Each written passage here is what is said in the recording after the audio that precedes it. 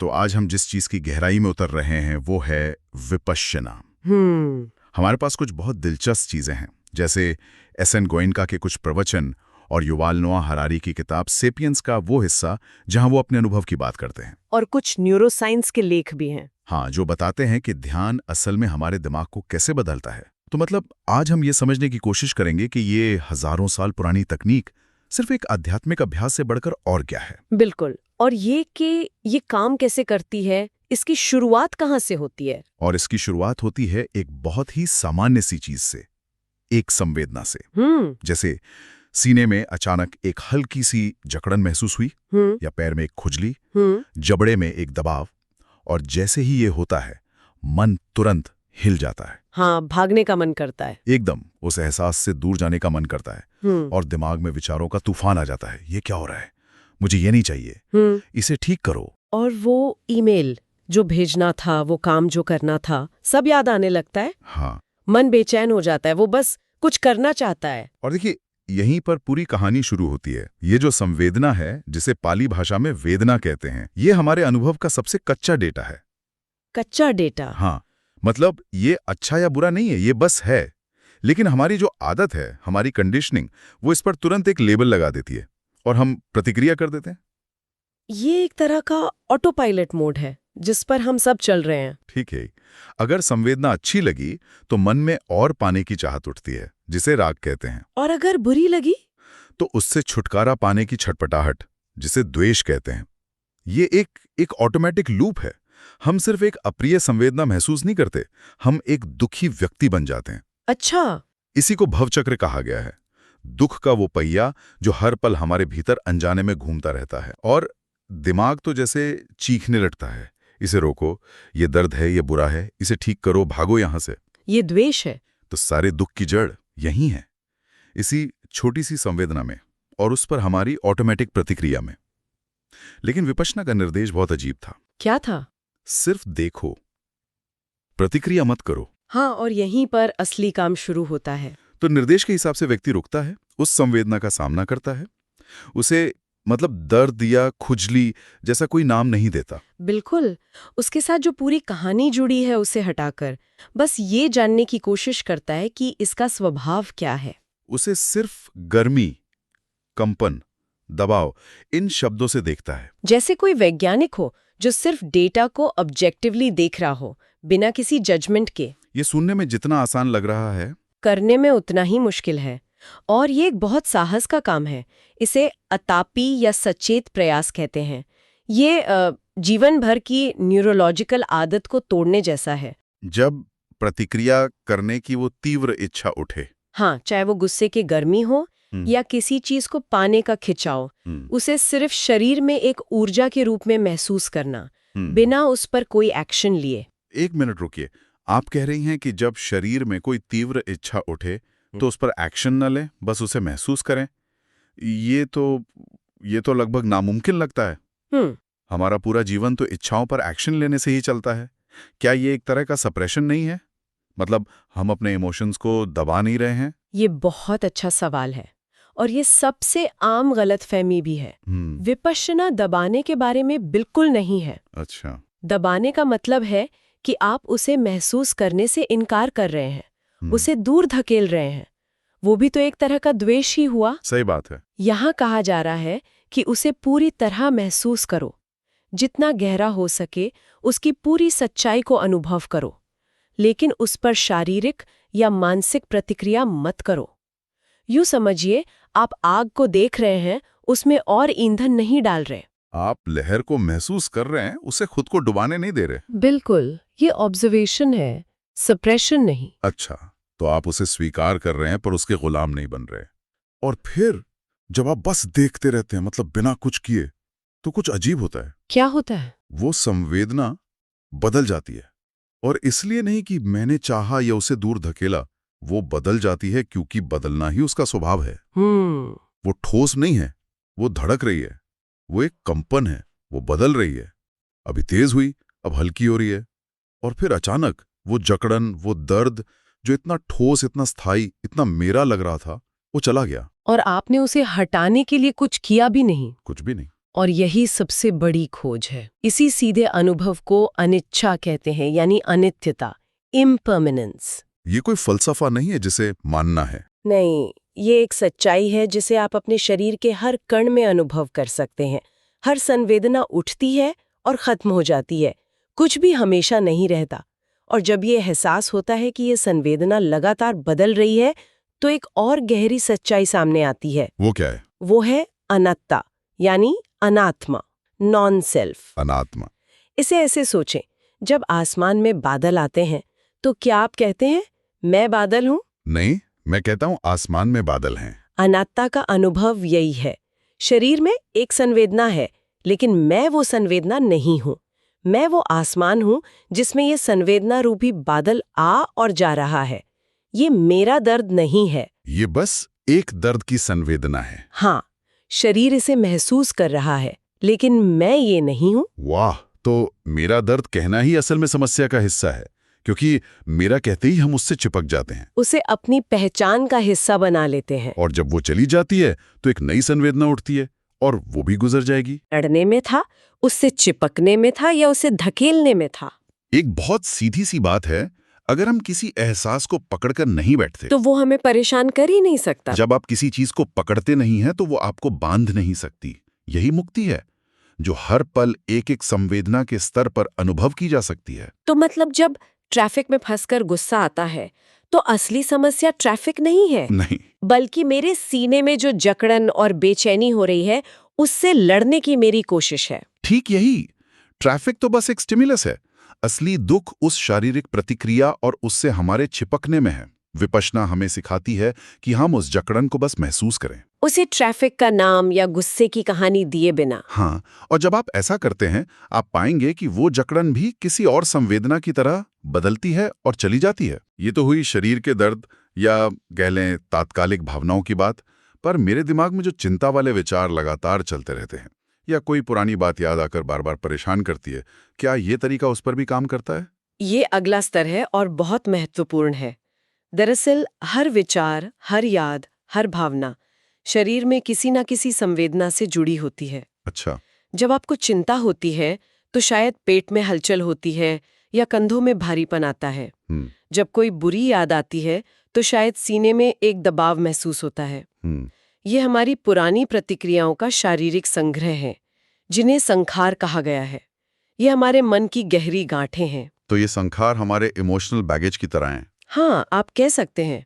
विपश्यना इन गांठों के साथ बिना विश्लेषण किए, बिना उनकी कहानी में उलझे, बस एक गैर निर्णयात्मक स्पष्टता के साथ बैठने का काम है। हम अक्सर सोचते हैं कि हमें अपनी समस्याओं के बारे में बहुत सोचना होगा, उन्हें एनालाइज करना होगा। हाँ, लेकिन ये विधि कहती है कि आप बस उससे जुड़ी शारीरिक संवेदना को देखें। तो जब आप उस डर की गांठ से उठी शारीरिक बेचैनी को बिना हिले देखते हैं, तो वो नरम पड़ने लगती है, घुलने लगती है। बिल्कुल, जैसे आप सिर्फ रोशनी डालकर उसे जला रहे हो। यही इसका सार है। जैसा ही कहते हैं, जो देख लिया वो जल गया। सही।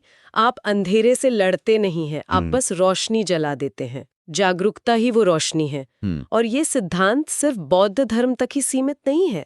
हाँ, हमारे स्रोतों में ज़ेन और स्टोइक दर्शन का भी जिक्र था। जी, ज़ेन में इसे शिकांताजा या बस बैठना कहते हैं, और स्टोइक दार्शनिक जैसे मार्कस ऑरेलियस वो घटना और उस पर हमारे निर्णय के बीच एक स्पष्ट अंतर सिखाते हैं। वो कहते हैं कि हम घटना को नियंत्रित नहीं कर सकते, केवल उस पर अपने निर्णय को नियंत्रित कर सकते हैं। और विपश्यना शायद एक स्तर और गहरा जाती है। हाँ, ये निर्णय बनने से पहले ही उस कच्ची संवेदना को देखती है जहां से वो निर्णय पैदा होता है।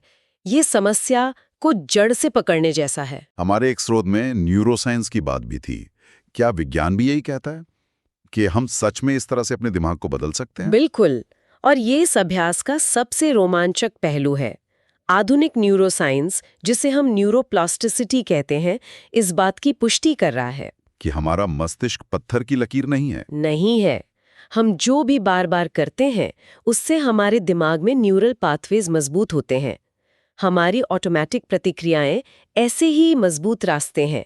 जब हम जानबूझकर प्रतिक्रिया न करके सिर्फ निरीक्षण करना चुनते हैं, तो हम इन पुराने रास्तों का उपयोग करना बंद कर देते हैं और नए रास्ते बनाना शुरू करते हैं। हाँ, अधिक सचेत रास्ते। तो हम सचमुच अपने मस्तिष्क को रिवायर कर रहे होते हैं। हाँ, हम उत्तेजना यानी स्टिमुलस और प्रतिक्रिया यानी रिस्पॉन्स के बीच एक खाली जगह बना रहे हैं, एक पल का ठहराव। और जैसा कि न्यूरो साइंटिस्ट विक्टर फ्रैंकल ने कहा था, उत्तेजना और प्रतिक्रिया के बीच एक खाली जगह है। उस जगह में हमारी प्रतिक्रिया चुनने की शक्ति निहित है और हमारी प्रतिक्रिया में ही हमारा विकास और हमारी स्वतंत्रता निहित है।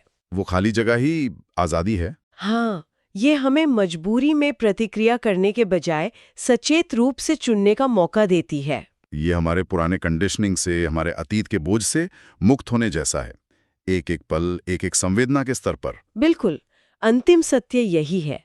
सच को जैसा है वैसा देखना ही मुक्ति का पहला कदम है, और विपश्यना उस नजर को जगाती है।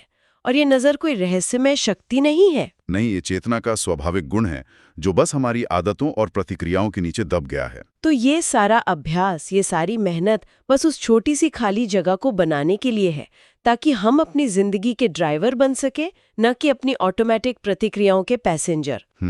संवेदना उठती है, गिरती है, जो प्रतिक्रिया नहीं करता वही आजाद होता है। हमारे आज के स्रोतों में ना एक बहुत ही सरल लेकिन गहरा वाक्य बार बार आता है, सांस को देखना ही मन को देखना है। सुनने में बहुत सीधा लगता है। हाँ, सुनने में बहुत सीधा लगता है, शायद इतना सीधा कि हम इसे नजरअंदाज कर दें। पर क्या ये सच है? क्या मन के सारे तूफान, मतलब सारी बेचैनी का हल इतनी साधारण सी चीज में छुपा हो सकता है? ये एक ऐसी क्रांति की बात करता है जो शोर से नहीं बल्कि ठहराव से आती है। और ये सवाल आज के दौर में मुझे लगता है और भी जरूरी हो जाता है। क्यों? हम एक ऐसी दुनिया में हैं जहां हमें हर वक्त कनेक्टेड रहने के लिए कहा जाता है। हाँ। हजारों नोटिफिकेशंस, अनगिनत टैब्स, एक अंतहीन बाढ़ है सूचना की। बिल्कुल। और नतीजा ये है कि हम सबसे कनेक्टेड हैं सिवाय खुद के। हाँ, डिस्कनेक्टेड। हम पूरी तरह से डिस्कनेक्टेड हैं। सांस तो चल रही है, शरीर यहीं बैठा है, पर मन तो कहीं और है। मन तो कहीं और ही हजारों मील दूर की यात्रा कर रहा है। तो आज की हमारी पड़ताल इसी यात्रा के बारे में है। मतलब उस बिखराव से ठहराव तक के रास्ते को समझने की कोशिश करेंगे। हम आनापानसती की दुनिया में एक गहरी डुबकी लगाएंगे। इसे किसी जटिल तकनीक के तौर पर नहीं, बिल्कुल नहीं, बल्कि एक ऐसे दरवाजे के रूप में देखेंगे जो शायद मन के शोर से निकलकर उस खामोशी की तरफ ले जाता है, जिसके बारे में कहा जाता है कि वो हमेशा से हमारे भीतर ही थी। हाँ, चलिए इसे खोलकर देखते हैं। बिल्कुल। तो इसकी शुरुआत वहीं से करते हैं जहां से ये शिक्षा शुरू हुई। हमारे स्रोत बताते हैं कि बुद्ध अक्सर जंगलों में या मतलब गुफाओं में बैठकर सिखाते थे। हाँ, किसी शांत पेड़ के नीचे। ऐसी जगहें जहां बाहरी दुनिया का शोर कम से कम था, लेकिन एक शोर तब भी था, मन का अपना शोर, और शायद सबसे बड़ा शोर। हाँ, और ये समझना बहुत जरूरी है कि उनके जो शुरुआती शिष्य थे वे कोई सुपर ह्यूमन नहीं थे। अच्छा, उनके मन में भी वही चंचलता थी, वही बेचैनी, वही भविष्य की चिंता और अतीत का बोझ था जो आज हम महसूस करते हैं। तो उनकी सांसें भी उखड़ी हुई रहती होंगी। बिल्कुल, चिंता और डर से उखड़ी हुई। मेरे एक शिक्षक कहते थे कि एक अनियंत्रित मन 10 जंगली बंदरों से भरा एक कमरा है। अरे वाह! हर बंदर एक अलग दिशा में कूद रहा है, चीख रहा है और केओस मचा रहा है। उन शिष्यों के पास स्मार्टफोन नहीं थे, पर उनका मन ही अपने आप में एक अंतहीन डिस्ट्रैक्शन फीड था। तो फिर इसका पहला कदम क्या था? अगर मन इतना बेचैन है तो उसे शांत कैसे किया जाए? आमतौर पे तो हम उससे लड़ने की कोशिश करते हैं, उसे दबाने की। यहीं पर सबसे क्रांतिकारी और उल्टा लगने वाला निर्देश आता है। क्या? बुद्ध ने कहा, मन से लड़ना नहीं है। लड़ना नहीं है? नहीं, उन बंदरों को पकड़ने की कोशिश मत करो। तुम थक जाओगे और वे और ज्यादा उछल कूद मचाएंगे। मन का स्वभाव है भटकना। उसे भटकने दो, बस शांति से बैठो, अपनी आती जाती सांस को महसूस करो, सिर्फ महसूस करो, बिना उसे बदलने की कोशिश किए। लेकिन जब आप कहते हैं कि मन से लड़ना नहीं है, उसे भटकने दो, तो ये थोड़ा उल्टा लगता है। स्वाभाविक है। क्या इससे मन और ज्यादा नहीं भटकेगा? क्या हम उसे और ज्यादा आजादी नहीं दे रहे? ये एक बहुत ही स्वाभाविक सवाल है। यहीं पर सांस के लंगर यानी एंकर का रूपक बहुत काम आता है। अच्छा। सोचिए कि आपका मन एक नाव है और विचार एक तूफानी समुद्र। अगर आप हर लहर से लड़ने की कोशिश करेंगे तो नाव पलट जाएगी। आनापानासती कहती है, लहरों से मत लड़ो, बस अपना लंगर डाल दो। और ये लंगर सांस है। ये सांस का लंगर ही उस भटकती हुई नाव को धीरे धीरे बिना किसी जबरदस्ती के वापस यहाँ और अभी में खींच लाता है। आप मन को भटकने की आजादी देते हैं, लेकिन उसे वापस लौटने के लिए घर भी देते हैं। और वो घर है अपनी सांस। अपनी सांस। ये दिलचस्प है। तो शुरुआती स्थिति में जब मन इतना बेचैन है, तब सांस कैसी होती है? क्या वो भी इस बेचैनी को दर्शाती है? बिल्कुल। शुरुआती स्थिति में सांस खुद मन का आईना होती है। अगर मन भाग रहा है तो सांस भी छोटी, उखड़ी हुई और तेज होगी। आप ध्यान देंगे कि शरीर भी तनाव में है। कंधे कान की तरफ खींचे हुए, सीना कसा हुआ, जबड़ा भींचा हुआ। हाँ, हम अनजाने में जीवन के खिलाफ एक लड़ाई लड़ रहे होते हैं और हमारी सांस उस लड़ाई की कहानी कहती है। तो पहली बार जब कोई ध्यान देता है तो उसे शांति नहीं मिलती। नहीं, उसे यही तनाव महसूस होता है और यही पहला कदम है, जागरूकता। तो ये एक दिलचस्प बात है कि शरीर हमेशा यहीं इसी पल में होता है, पर मन अतीत या भविष्य में कहीं और। बिल्कुल। इन दोनों को एक साथ कैसे लाया जाए? क्या इन दोनों के बीच वाकई कोई पुल है? यही इस अभ्यास का दिल है। सांस ही वो पुल है। कैसे? देखिए, शरीर की भाषा है सेंसेशंस, महसूस करना, और मन की भाषा है विचार, कहानियां। शरीर हमेशा वर्तमान का सच कहता है, जबकि मन अतीत और भविष्य की कहानियां सुनाता है। सांस एक ऐसी चीज है जो शरीर में हो रही है इसी पल, और जिस पर मन ध्यान टिका सकता है। अच्छा। जब हम बिखरे हुए मन को सांस पर टिकाते हैं तो हम असल में कहानी सुनाने वाले मन को सच में जी रहे शरीर के साथ धीरे से जोड़ रहे होते हैं। ये एक बहुत कोमल प्रक्रिया है। हाँ, एक रूपांतरण की यात्रा है जिसे हम 4 चरणों में समझ सकते हैं। चलिए इन चरणों को समझते हैं। पहला चरण क्या है? पहला चरण है शोर भरी सांस। शोर भरी सांस। हाँ, जब कोई पहली बार ध्यान देने बैठता है तो अक्सर उसे अपनी सांस महसूस ही नहीं होती। उसे क्या महसूस होता है? मन का शोर, हजारों विचार, शरीर में दर्द, बेचैनी। सांस अटकी हुई, उखड़ी हुई लगती है, जैसे वो मन के पीछे पीछे भाग रही हो। ज्यादातर लोग यही हार मान लेते हैं। हाँ, उन्हें लगता है ये मेरे लिए नहीं है, मेरा मन बहुत ज्यादा अशांत है। बिल्कुल। और यहीं पर ज्यादातर लोगों की गाड़ी अटक जाती है। वो इसे ठीक करने की कोशिश में लग जाते हैं। मुझे गहरी सांस लेनी चाहिए, मुझे शांत होना चाहिए। और ये कोशिश ही एक नया तनाव पैदा कर देती है। सही बात है। आपने बिल्कुल सही पकड़ा। हाँ। और यही दूसरा चरण आता है, तनाव को देखना। तनाव को देखना। हाँ, ये पहला आहा मोमेंट है, जब हम लड़ने के बजाय सिर्फ ये देखना शुरू करते हैं कि अरे, मैं तो सहजता से सांस ले ही नहीं रहा हूं। मेरा कंधा जकड़ा हुआ है। मेरा मन फिर से कल की मीटिंग के बारे में सोचने लगा। हम कुछ ठीक नहीं करते, बस एक साक्षी बन जाते हैं। एक दयालु साक्षी जो बिना किसी निर्णय के बस देख रहा है। हाँ, तनाव है, हाँ, मन भटक गया है, कोई बात नहीं, चलो धीरे से वापस सांस पर आते हैं। सुनने में ये बहुत सीधा लगता है, लेकिन क्या ये वाकई इतना आसान है? सिर्फ देखना और कुछ न करना, ये तो हमारी आदत के बिल्कुल खिलाफ है। हम तो डूअर्स हैं, हम चीजों को फिक्स करना चाहते हैं। ये सबसे बड़ी चुनौती है, कुछ न करने की कला सीखना। अच्छा। यहीं से जादू शुरू होता है, जो हमारा तीसरा चरण है, सहजता। सहजता। जैसे ही हम बिना लड़े, बिना कुछ ठीक किए सिर्फ देखना शुरू करते हैं, एक हैरान करने वाली चीज होती है। सांस अपने आप नर्म और सहज होने लगती है। अपने आप? हाँ, अपने आप। शरीर का तनाव धीरे धीरे पिघलने लगता है, कंधे ढीले पड़ जाते हैं, जबड़ा खुल जाता है। ऐसा इसलिए होता है क्योंकि जब आप लड़ना बंद कर देते हैं तो शरीर को संकेत मिलता है कि अब आराम करना सुरक्षित है। वो अपने प्राकृतिक संतुलन में वापस आने लगता है। बिल्कुल। और इसका मतलब ये हुआ कि मन भी शांत होने लगता है। हाँ, क्योंकि शरीर और मन जुड़े में है ना। हाँ। जब शरीर शांत होता है तो मन को भी ठहरने की जगह मिलती है। और ये हमें चौथे और आखिरी चरण पर लाता है, आंतरिक संतुलन। आंतरिक संतुलन। ये वो स्थिति है जब सांस इतनी शांत, इतनी सूक्ष्म और इतनी हल्की हो जाती है कि लगभग महसूस ही नहीं होती। मन एक झील के शांत पानी की तरह स्थिर हो जाता है, जिसमें हर विचार एक कंकड़ की तरह गिरता है, कुछ लहरें बनाता है और फिर सब शांत हो जाता है। तब आप सिर्फ एक देखने वाले रह जाते हैं, एक शांत, स्थिर चेतना। जहां सांस नरमी से बह रही हो, वहां शांति होती है। बिल्कुल। और जब मन इस तरह शांत हो जाता है, तब आनापानसति के पीछे का गहरा दर्शन सामने आता है। अच्छा। अब ये सिर्फ एक रिलैक्सेशन की तकनीक नहीं रह जाती, ये ज्ञान का दरवाजा बन जाती है। और वो गहरा दर्शन क्या है? वो है अनित्यता, यानी इम्परमानेंस का जीवंत अनुभव। ये कोई किताबी ज्ञान नहीं है, ये एक ऐसा सत्य है जिसे आप अपनी हर सांस में जीते हैं। इसे थोड़ा और समझाइए। एक आती जाती सांस हमें अनित्यता के बारे में कैसे सिखा सकती है? देखिए, हर सांस जो अंदर आती है वो एक जन्म की तरह है, एक शुरुआत।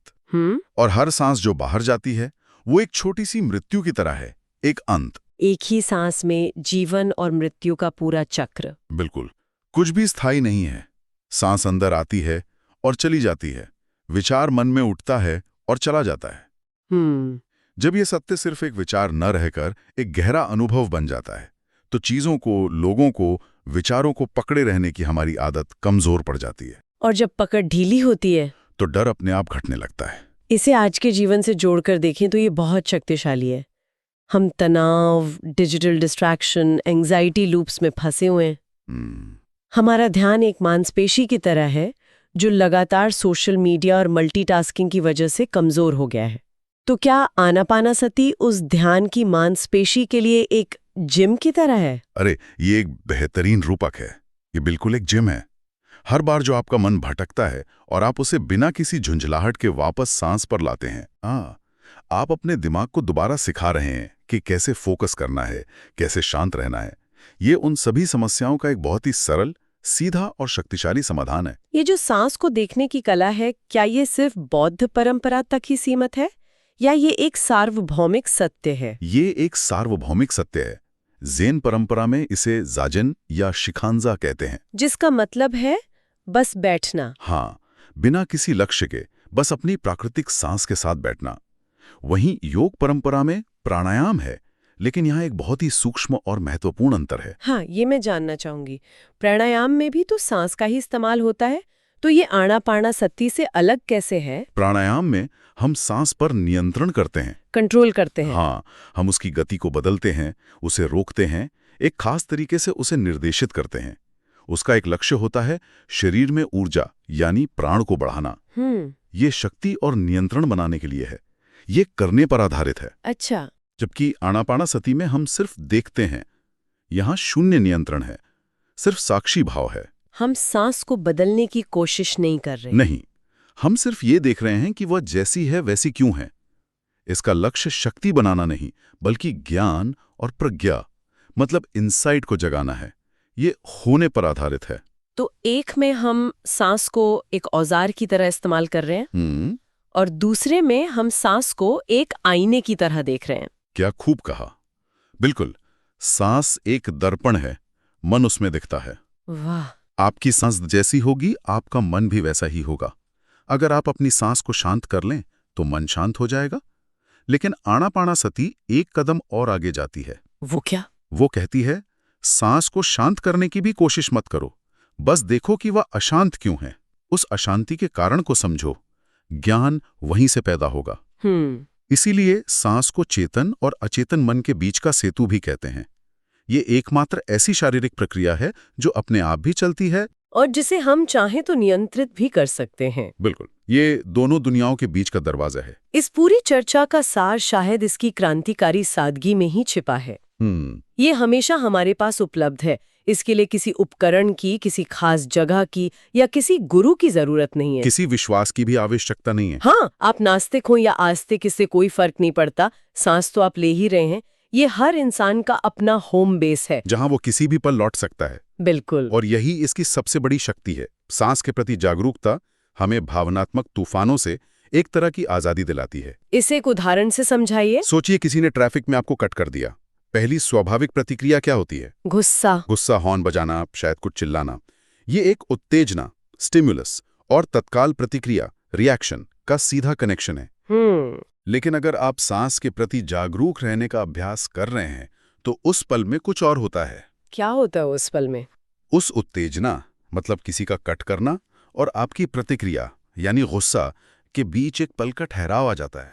एक स्पेस। हाँ, उस एक सेकंड के ठहराव में आप देखते हैं, अरे गुस्सा उठ रहा है, मेरे सीने में जकड़न हो रही है, मेरी सांस तेज हो गई है। और क्योंकि आप उसे देख पाते हैं, आप उसके कब्जे में नहीं आते। उस ठहराव में आपको चुनाव करने की स्वतंत्रता मिलती है कि आपको हॉर्न बजाकर इस गुस्से को और बढ़ाना है या बस एक गहरी सांस लेकर इसे जाने देना है? वो 1 सेकंड का ठहराव ही पूरी आज़ादी है। प्रतिक्रिया करने की मजबूरी से जवाब देने की आज़ादी तक का सफ़र। ये श्रोताओं के लिए गहरा विचार छोड़ जाता है कि शायद असली आज़ादी बाहरी परिस्थितियों को बदलने में नहीं, बल्कि अपनी आंतरिक प्रतिक्रियाओं को चुनने की क्षमता में है। और इसकी चाबी हमारी अपनी सांस में छिपी है। सांस को देखना जीवन को देखना है। जिसने इसे समझ लिया वो कभी बेचैन नहीं रहता। क्योंकि मुक्ति कहीं दूर भविष्य में किसी खास अनुभव में नहीं है। वो किसी पहाड़ की चोटी पर या किसी 10 दिन के कोर्स के बाद नहीं मिलेगी।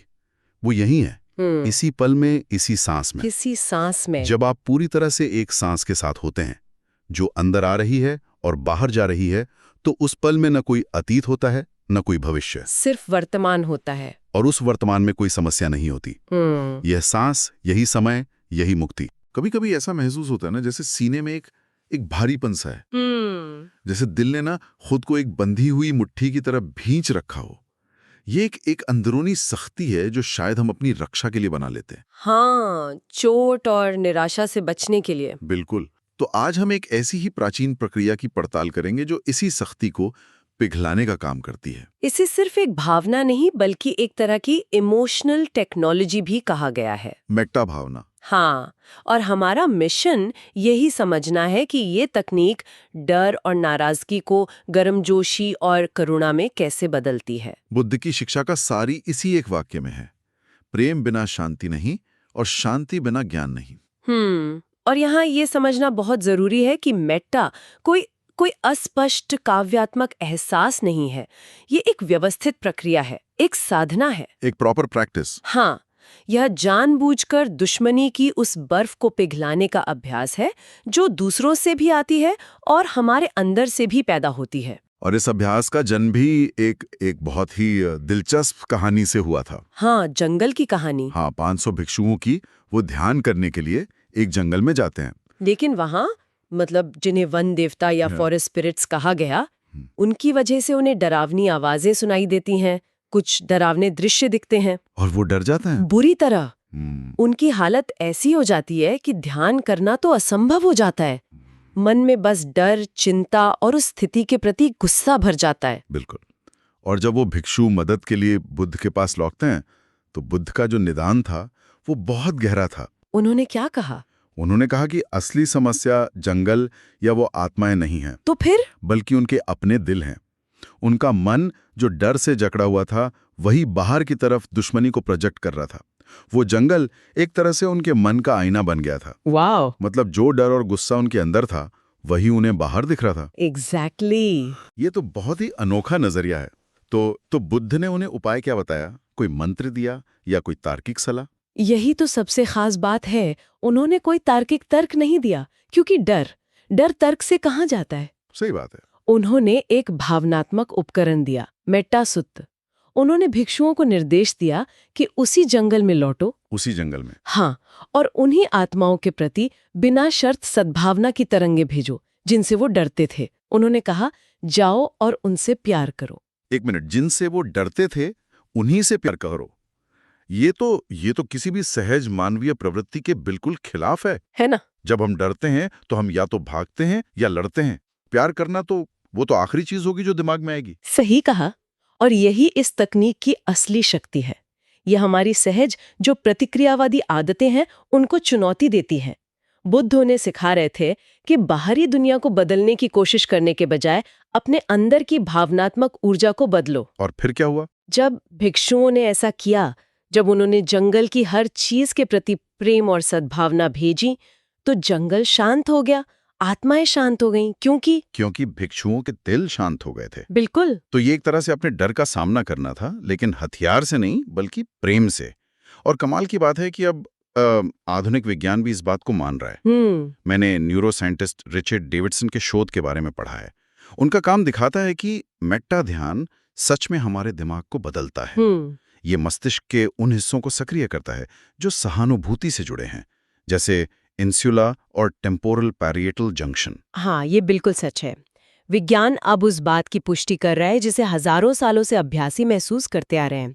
इसे ऐसे समझ सकते हैं, गुस्सा, डर, नाराजगी, ये सब शारीरिक रूप से एक सिकुड़न है, एक कंट्रैक्शन। सिकुड़न कैसे? जैसे जब हम गुस्सा होते हैं तो हमारी मुट्ठियां भींच जाती हैं, जबड़े कस जाते हैं, हमारा पूरा शरीर एक कवच में बंद हो जाता है। हाँ, होता है।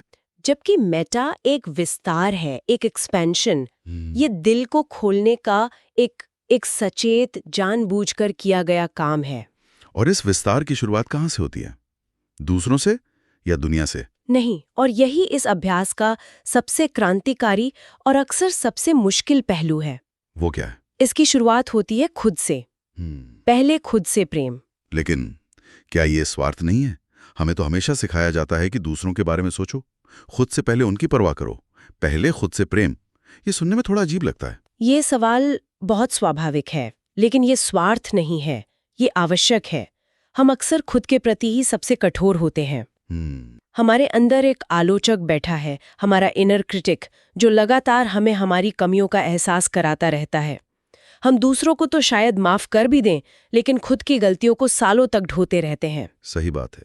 मैंने खुद महसूस किया, जब कोई खुद के लिए अच्छा सोचने की कोशिश करता है तो अंदर से एक आवाज आती है, तुम इसके लायक नहीं हो, या ये सब ढोंग है। उस आवाज का क्या करें? ये प्रतिरोध का क्षण है, और ये बहुत महत्वपूर्ण है। ज्यादातर लोग यहीं आके हार मान लेते हैं। उस आवाज को दुश्मन की तरह नहीं, बल्कि एक सीखे हुए व्यवहार के रूप में देखना जरूरी है। एक सीखी हुई आदत की तरह। हाँ, वो आवाज शायद हमारे बचपन के अनुभवों या सामाजिक दबाव का नतीजा है। मेटा का अभ्यास उस आवाज से लड़ना नहीं, बल्कि उसके साथ नरमी से बैठना सिखाता है। आप बस इरादा करते हैं, भले ही मुझे ये महसूस न हो रहा हो, मेरा इरादा है कि मैं खुश रहूं। तो ये सिर्फ इरादे की बात है, भावना को जबरदस्ती लाने की कोशिश नहीं करनी है। बिल्कुल। और फिर धीरे धीरे अभ्यास के साथ परिवर्तन का क्षण आता है, जब मैं खुश रहूं का इरादा सिर्फ एक मानसिक दोहराव नहीं रहता, बल्कि सीने में एक वास्तविक गर्मजोशी भरी ऊर्जा के रूप में महसूस होने लगता है। अभ्यास सिर से उतरकर दिल में आ जाता है। हाँ, तब शब्दों की जरूरत नहीं पड़ती, बस वो एहसास बहने लगता है। और शायद यही मेट्टा का मूल सिद्धांत है कि ये एक इरादा है, एक संकल्प है, ना कि सिर्फ एक भावना। भावनाएं तो वो तो अक्सर प्रतिक्रियाशील होती हैं, वो हम पर हावी हो जाती हैं। हाँ, लेकिन मेट्टा एक रचनात्मक विकल्प है, एक चुनाव है। मुझे बुद्ध के आरी वाले दृष्टांत की याद आ रही है, वो तो और भी चरम पर है। हाँ, आरी का दृष्टांत, पैराबल ऑफ द सॉ, ये इस सिद्धांत को उसकी पराकाष्ठा पर ले जाता है। बुद्ध ने सिखाया कि अगर डाकू भी तुम्हारे अंग अंग काट दें, तो भी उनके प्रति घृणा का एक भी भाव मन में लाना उनकी शिक्षा के खिलाफ होगा। एक मिनट रुकिए, अगर कोई आपके अंग काट रहा हो तो भी उनसे नफरत ना करना, ये तो इंसानी फितरत के बिल्कुल खिलाफ है। क्या ये सच में मुमकिन है? आपका सवाल ये इसकी गहराई को दिखाता है। जाहिर है ये एक आदर्श स्थिति है, पर इसका संदेश बहुत गहरा है। बुद्ध ये नहीं कह रहे कि दर्द महसूस मत करो, या जो हो रहा है वो सही है। बिल्कुल नहीं। वो कह रहे हैं कि उस चरम पीड़ा में भी तुम्हारे पास एक विकल्प है। घृणा का जहर अपने मन में घोलना है या नहीं। वो घृणा उस व्यक्ति को शायद ही कोई नुकसान पहुंचाए, लेकिन वो आपको अंदर से जलाकर राख कर देगी। ये दृष्टांत घृणा के उस चेन को तोड़ने का एक तरीका है। और शायद यही सिद्धांत किसी ऐसे व्यक्ति के लिए मेट्टा का अभ्यास करना संभव बनाता है जिसे हम पसंद नहीं करते। बिल्कुल। अभ्यास ये नहीं कहता कि आप उन्हें पसंद करें या उनके कामों का समर्थन करें। ये एक बहुत बड़ी गलतफहमी है। अच्छा, ये बस एक इरादा बनाने के लिए कहता है तुम दुख से मुक्त हो। ये एक तरह से अपनी भावनाओं की तानाशाही से अब खुद को आजाद करना है।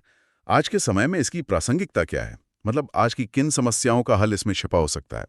आप सोचिए, आज की सबसे बड़ी महामारियों में से एक है अकेलापन, लोनलीनेस। सोशल मीडिया पर हजारों दोस्त होने के बावजूद लोग अंदर से अलग थलग महसूस करते हैं। मेट्टा इस अलगाव के भरम को तोड़ता है। फिर है कठोर आत्म आलोचना, harsh self talk. Hustle culture के इस दौर में तो बहुत ज्यादा है। बिल्कुल। जहां हमारी कीमत हमारी उत्पादकता से आंकी जाती है, मेट्टा उस भीतरी आलोचक को फिर से प्रोग्राम करता है। और एक और चीज है, भावनात्मक सुन्नता, इमोशनल नमनेस। महसूस करना ही बंद कर देना। हाँ, खुद को बचाने के लिए मेट्टा हमें सुरक्षित रूप से धीरे धीरे फिर से महसूस करने का रास्ता देता है। तो ये एक पूरी प्रक्रिया है जो खुद से शुरू होकर बाहर की ओर फैलती है।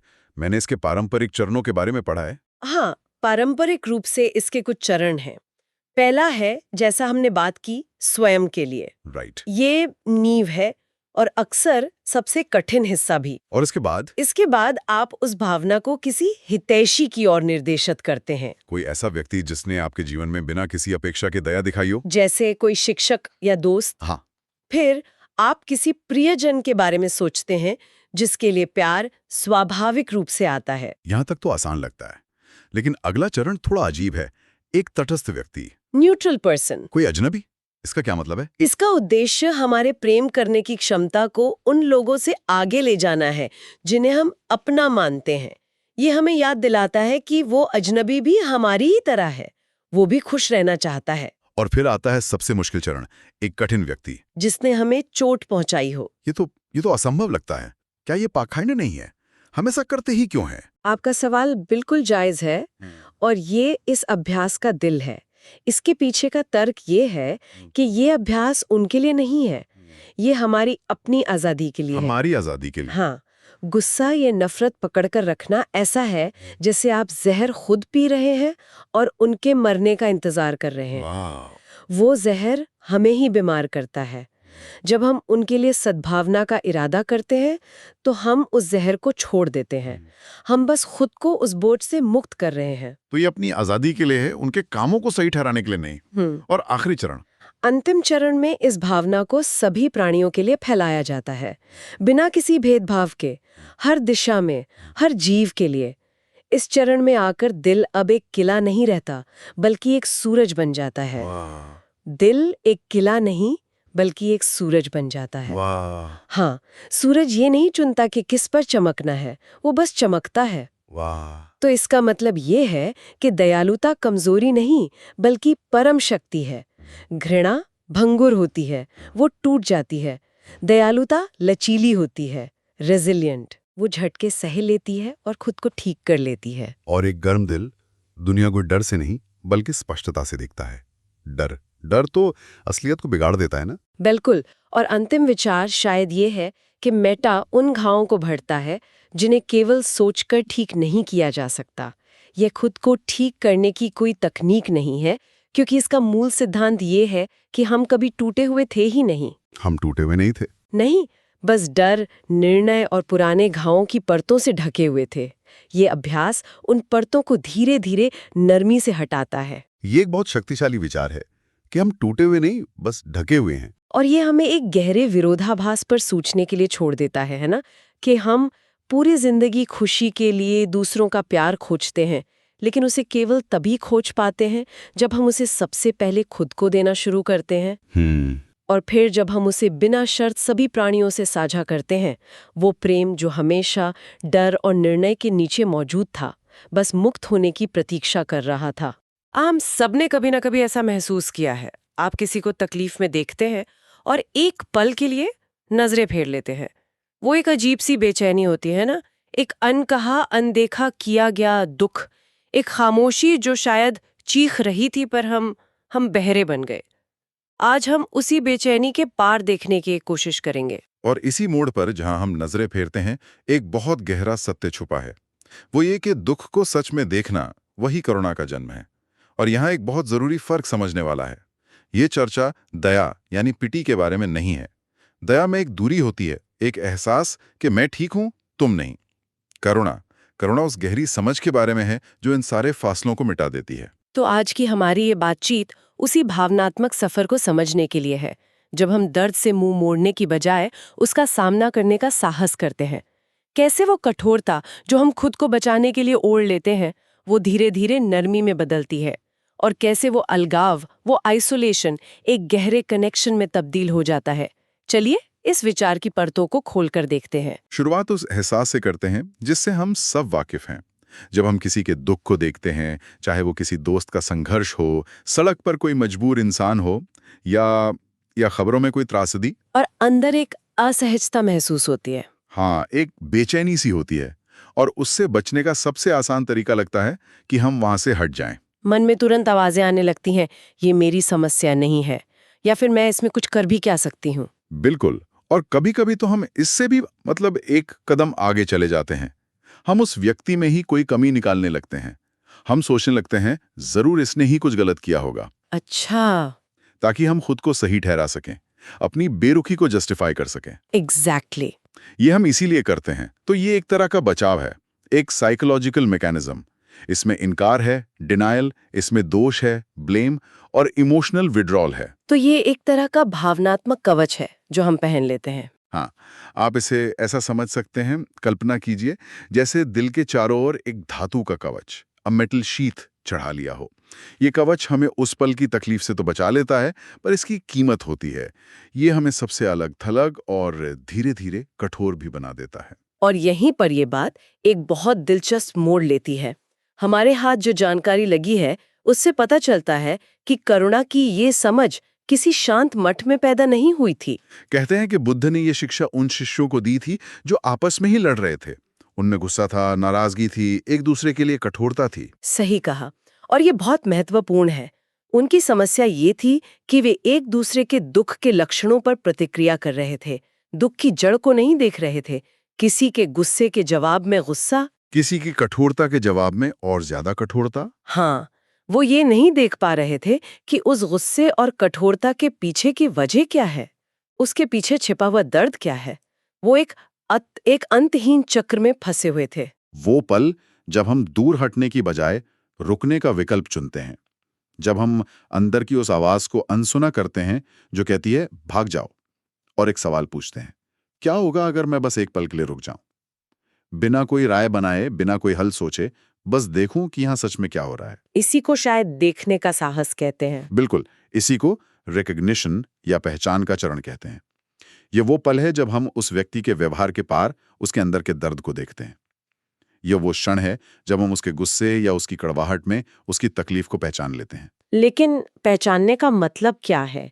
क्या इसका मतलब है कि अगर कोई गलत कर रहा है तो हम उसे सही मान लें?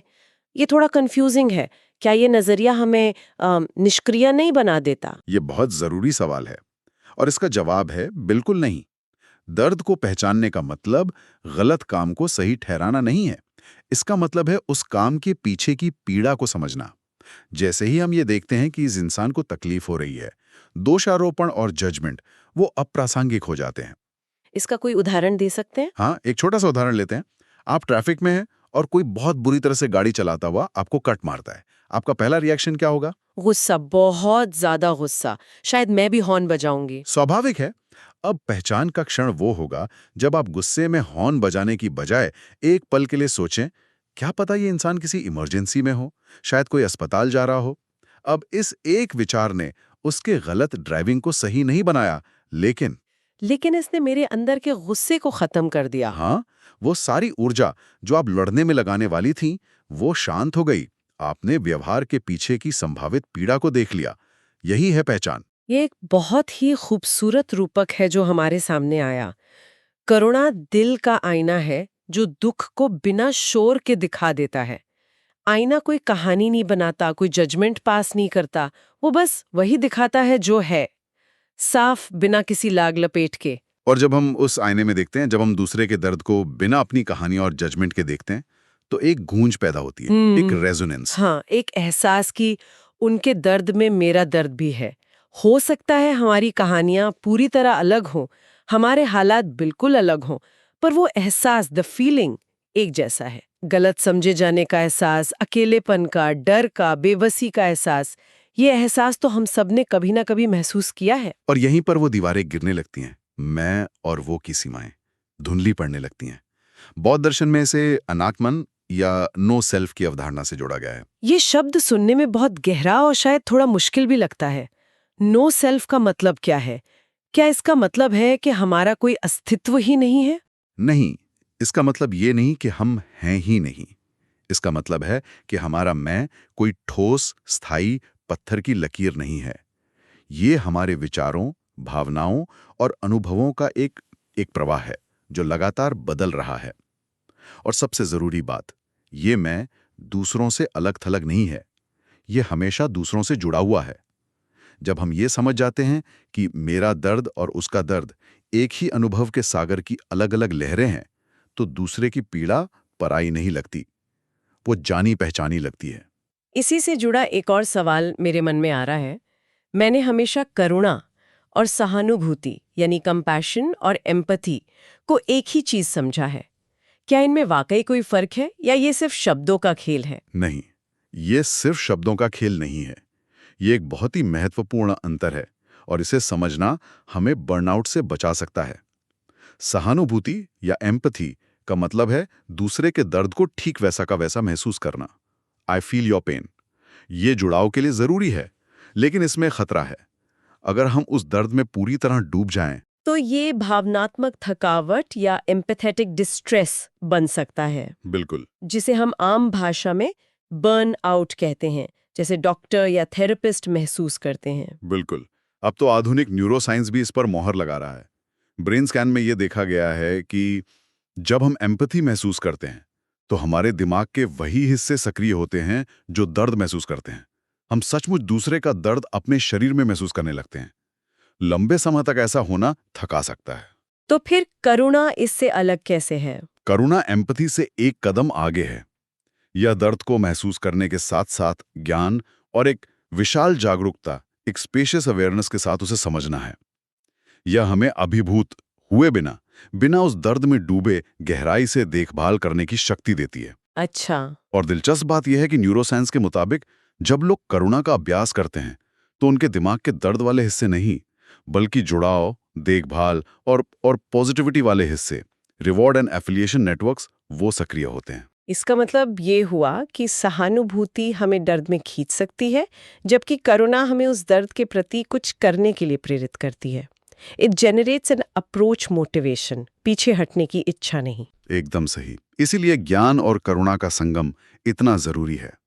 ज्ञान के बिना करुणा सिर्फ एक भावुक दया, सेंटिमेंटल पिटी बनकर रह जाती है, अरे बेचारा वाली फीलिंग जिसमें शक्तिहीनता का भाव होता है। और करुणा के बिना ज्ञान एक ठंडा, रूखा अलगाव, कोल्ड डिटैचमेंट बन जाता है जिसमें कोई वार्मथ नहीं होती। सच्ची करुणा इन दोनों का संतुलन है, गहराई से महसूस करना और साफ साफ समझना। तो जब ये सब एक साथ आता है, पहचान, जुड़ाव और ज्ञान से जन्मी करुणा, तो असल में होता क्या है? हम उस सिचुएशन में करते क्या है? तब एक शांत, स्थिर और मजबूत समझ पैदा होती है। एक कोमल उपस्थिति, अ जेंटल प्रेजेंस। और ये किसी को ठीक करने के बारे में नहीं है, ये समस्याओं को सुलझाने के बारे में भी नहीं है। ये बस उस व्यक्ति के साथ, उसके दर्द के साथ बिना किसी बेचैनी या घबराहट के मौजूद रहने की क्षमता है। To be fully present with them.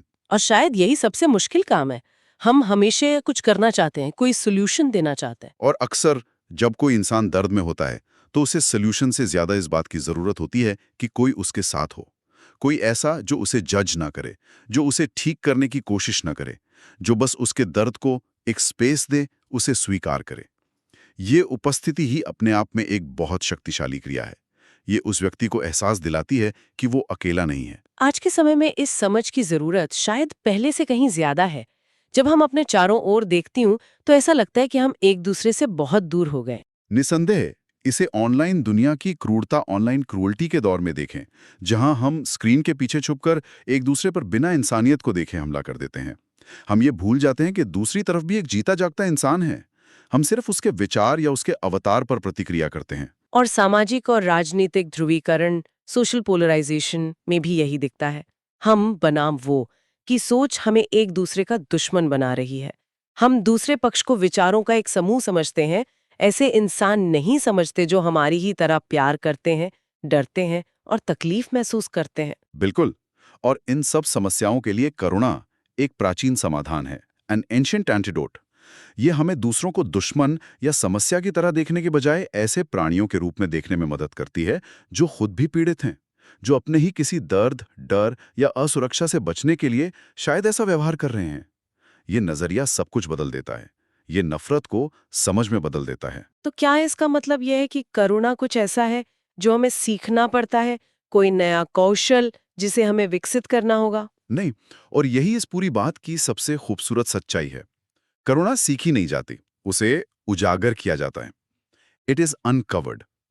हमारे डर, हमारे जजमेंट, हमारी खुद की चिंताओं की परतों के नीचे देखभाल करने की एक स्वाभाविक क्षमता पहले से मौजूद है। It's inherent in all of us. मतलब ये कुछ नया नहीं बनाता। नहीं, यह अभ्यास कुछ नया नहीं बनाता, बल्कि जो पहले से हमारे अंदर मौजूद है उसके रास्ते की बाधाओं को हटाता है। तो ये कुछ ऐसा है जो हमारे स्वभाव का हिस्सा है, बस हम उसे भूल गए हैं या उसे दबा दिया है? हाँ, जब हम ये समझ लेते हैं कि हर इंसान, चाहे वो दोस्त हो या दुश्मन, दर्द से मुक्ति चाहता है, कि हर इंसान खुश रहना चाहता है, तो अलगाव का भ्रम टूटने लगता है और यहीं पर वो अंतिम सत्य सामने आता है। करुणा तब जन्म लेती है जब हम समझ लेते हैं कि सब दर्द एक जैसे लगते हैं। मतलब दर्द का अनुभव सार्वभौमिक है। यूनिवर्सल। बिल्कुल। किसी युद्ध में एक माँ का दुख किसी अमीर देश में एक माँ के दुख जैसा ही महसूस होता है। मुंबई में एक किशोर का अकेलापन किसी शरणार्थी शिविर में एक किशोर के अकेलेपन जैसा ही महसूस होता है। उनकी कहानियां अलग है, पर दर्द की भाषा एक ही है। दर्द ही हमें हमारी साझा मानवता की याद दिलाता है। जब हम इसे गहराई से महसूस करते हैं तो करुणा एक विकल्प नहीं रह जाती। ये अलगाव का भ्रम टूटने के बाद बची हुई एकमात्र सच्चाई होती है। ये एक बहुत शक्तिशाली विचार है। ये दुनिया को देखने का नजरिया ही बदल देता है। तो आखिर में एक विचार सबके लिए छोड़ जाते हैं। करुणा सिर्फ एक मेडिटेशन या एक अच्छी भावना नहीं है। ये एक नजरिया है, जीने का एक तरीका है। दुनिया हमें हर पल नाराज होने, डरने या दूर हटने का कारण देती है, पर वो हर पल हमें रुकने, देखने और करुणा चुनने का भी मौका देती है। सवाल ये है कि हम कौन सा रास्ता चुनते हैं। शुरुआत एक जानी पहचानी तस्वीर से करते हैं। रात का सन्नाटा है, हाथ में फोन और अंगूठा बस स्क्रॉल कर रहा है। अचानक स्क्रीन पर एक तस्वीर रुक जाती है। हाँ। किसी पुराने दोस्त की सगाई या किसी सहकर्मी का वो प्रमोशन जिसका इंतजार शायद हमें था। हाँ। या कोई बस वो जिंदगी जी रहा है जिसके हम सपने देखते थे। और तभी बिना किसी चेतावनी के दिल में एक चुभन सी उठती है। हाँ। सीने में एक हल्की सी जकड़न, पेट में एक अजीब सी बेचैनी और दिमाग में एक कड़वा सा सवाल गूंजता है, मैं क्यों नहीं? ये जलन का एहसास है, तुलना का वो जाल जो हमारी शांति को धीरे धीरे खत्म कर देता है। ये एक ऐसी जेल है जिसे हम खुद बनाते हैं और फिर उसी में कैद हो जाते हैं। पर क्या हो अगर इस जलन की आग को बुझाने का नहीं बल्कि उसे रोशनी में बदलने का कोई तरीका हो? ये चर्चा इसी बदलाव के इर्द गिर्द है और इसका दिल है एक बहुत पुराना शब्द, मुदिता, जिसका मतलब है दूसरों की खुशी में सच्ची, निस्वार्थ, मतलब दिल से महसूस की गई खुशी। अच्छा। ये बौद्ध धर्म के 4 ब्रह्म विहारों यानी मन की दिव्य अवस्थाओं में से एक है।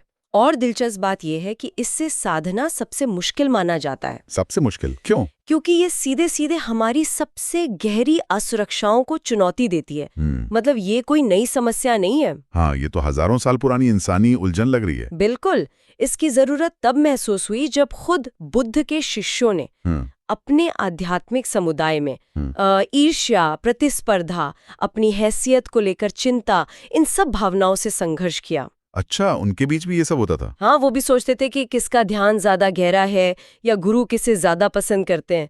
तो मुदिता कोई एब्स्ट्रैक्ट फिलॉसफी नहीं थी, बल्कि तुलना के इस गहरे जहर के लिए एक प्रैक्टिकल दवा के तौर पर सामने आई। तो ये जो कमी की मानसिकता है, स्कैरसिटी माइंडसेट, कि अगर किसी और को कुछ मिल गया तो मेरे लिए कम हो जाएगा। हाँ, ये इंसानी फितरत का एक बहुत पुराना हिस्सा है। ऐसा लगता है जैसे हम मानते हैं कि दुनिया में खुशी या सफलता का एक ही केक है, और अगर किसी ने बड़ा टुकड़ा ले लिया तो हमारा हिस्सा छोटा हो जाएगा। ये एक बहुत पावरफुल मेटाफोर है। और ये मानसिकता ना एक तरह की सुरंग दृष्टि, मतलब टनल विजन बना देती है। Tunnel vision? हाँ, हमारा दिमाग सिर्फ उस एक चीज पर अटक जाता है जो हमारे पास नहीं है, और वो सब कुछ नजरअंदाज कर देता है जो हमारे पास पहले से है। और इसके पीछे सिर्फ भावनाएं नहीं, सॉलिड न्यूरोसाइंस है। अच्छा। हाँ, रिसर्च बताती है कि जब हम जलन या कमी महसूस करते हैं तो हमारे मस्तिष्क का वो प्रीफ्रंटल कॉर्टेक्स, जो तर्क और आत्मनियंत्रण को संभालता है, उसकी एक्टिविटी कम हो जाती है। इसका मतलब क्या हुआ? मतलब असल जिंदगी में इसका क्या असर होता है? इसका मतलब ये है कि जलन की हालत में हमारा दिमाग हमें अच्छे लॉन्ग टर्म फैसले लेने से रोकता है। हम उस पल की कड़वाहट में बह जाते हैं। तो शायद हम उस दोस्त को दिल से बधाई भी ना दे पाएं। बिल्कुल। या उस सहकर्मी की सफलता में कोई होठ निकालने लगे। हमारा दिमाग लंबी दौड़ के बजाय एक छोटी सी विनाशकारी दौड़ में उलझ जाता है। और आज की दुनिया, खासकर सोशल मीडिया, वो तो इस आग में घी का काम करती है। हम लगातार दूसरों के जीवन के सिर्फ हाईलाइट रील्स देख रहे हैं। सिर्फ हाईलाइट रील्स। हमें पर्दे के पीछे का संघर्ष, उनकी मेहनत, उनकी रातें, वो कुछ नहीं दिखता। सही बात है। हम एक ऐसी संस्कृति में जी रहे हैं जहां हमें अनजाने में ये सिखाया जाता है कि दूसरों की सफलता हमारी पर्सनल फेलियर का सबूत है।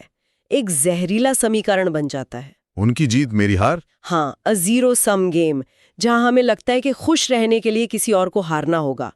मुदिता इसी जहरीले समीकरण को, खुशी के इस गणित को ही बदल देती है। खुशी का गणित, ये दिलचस्प है।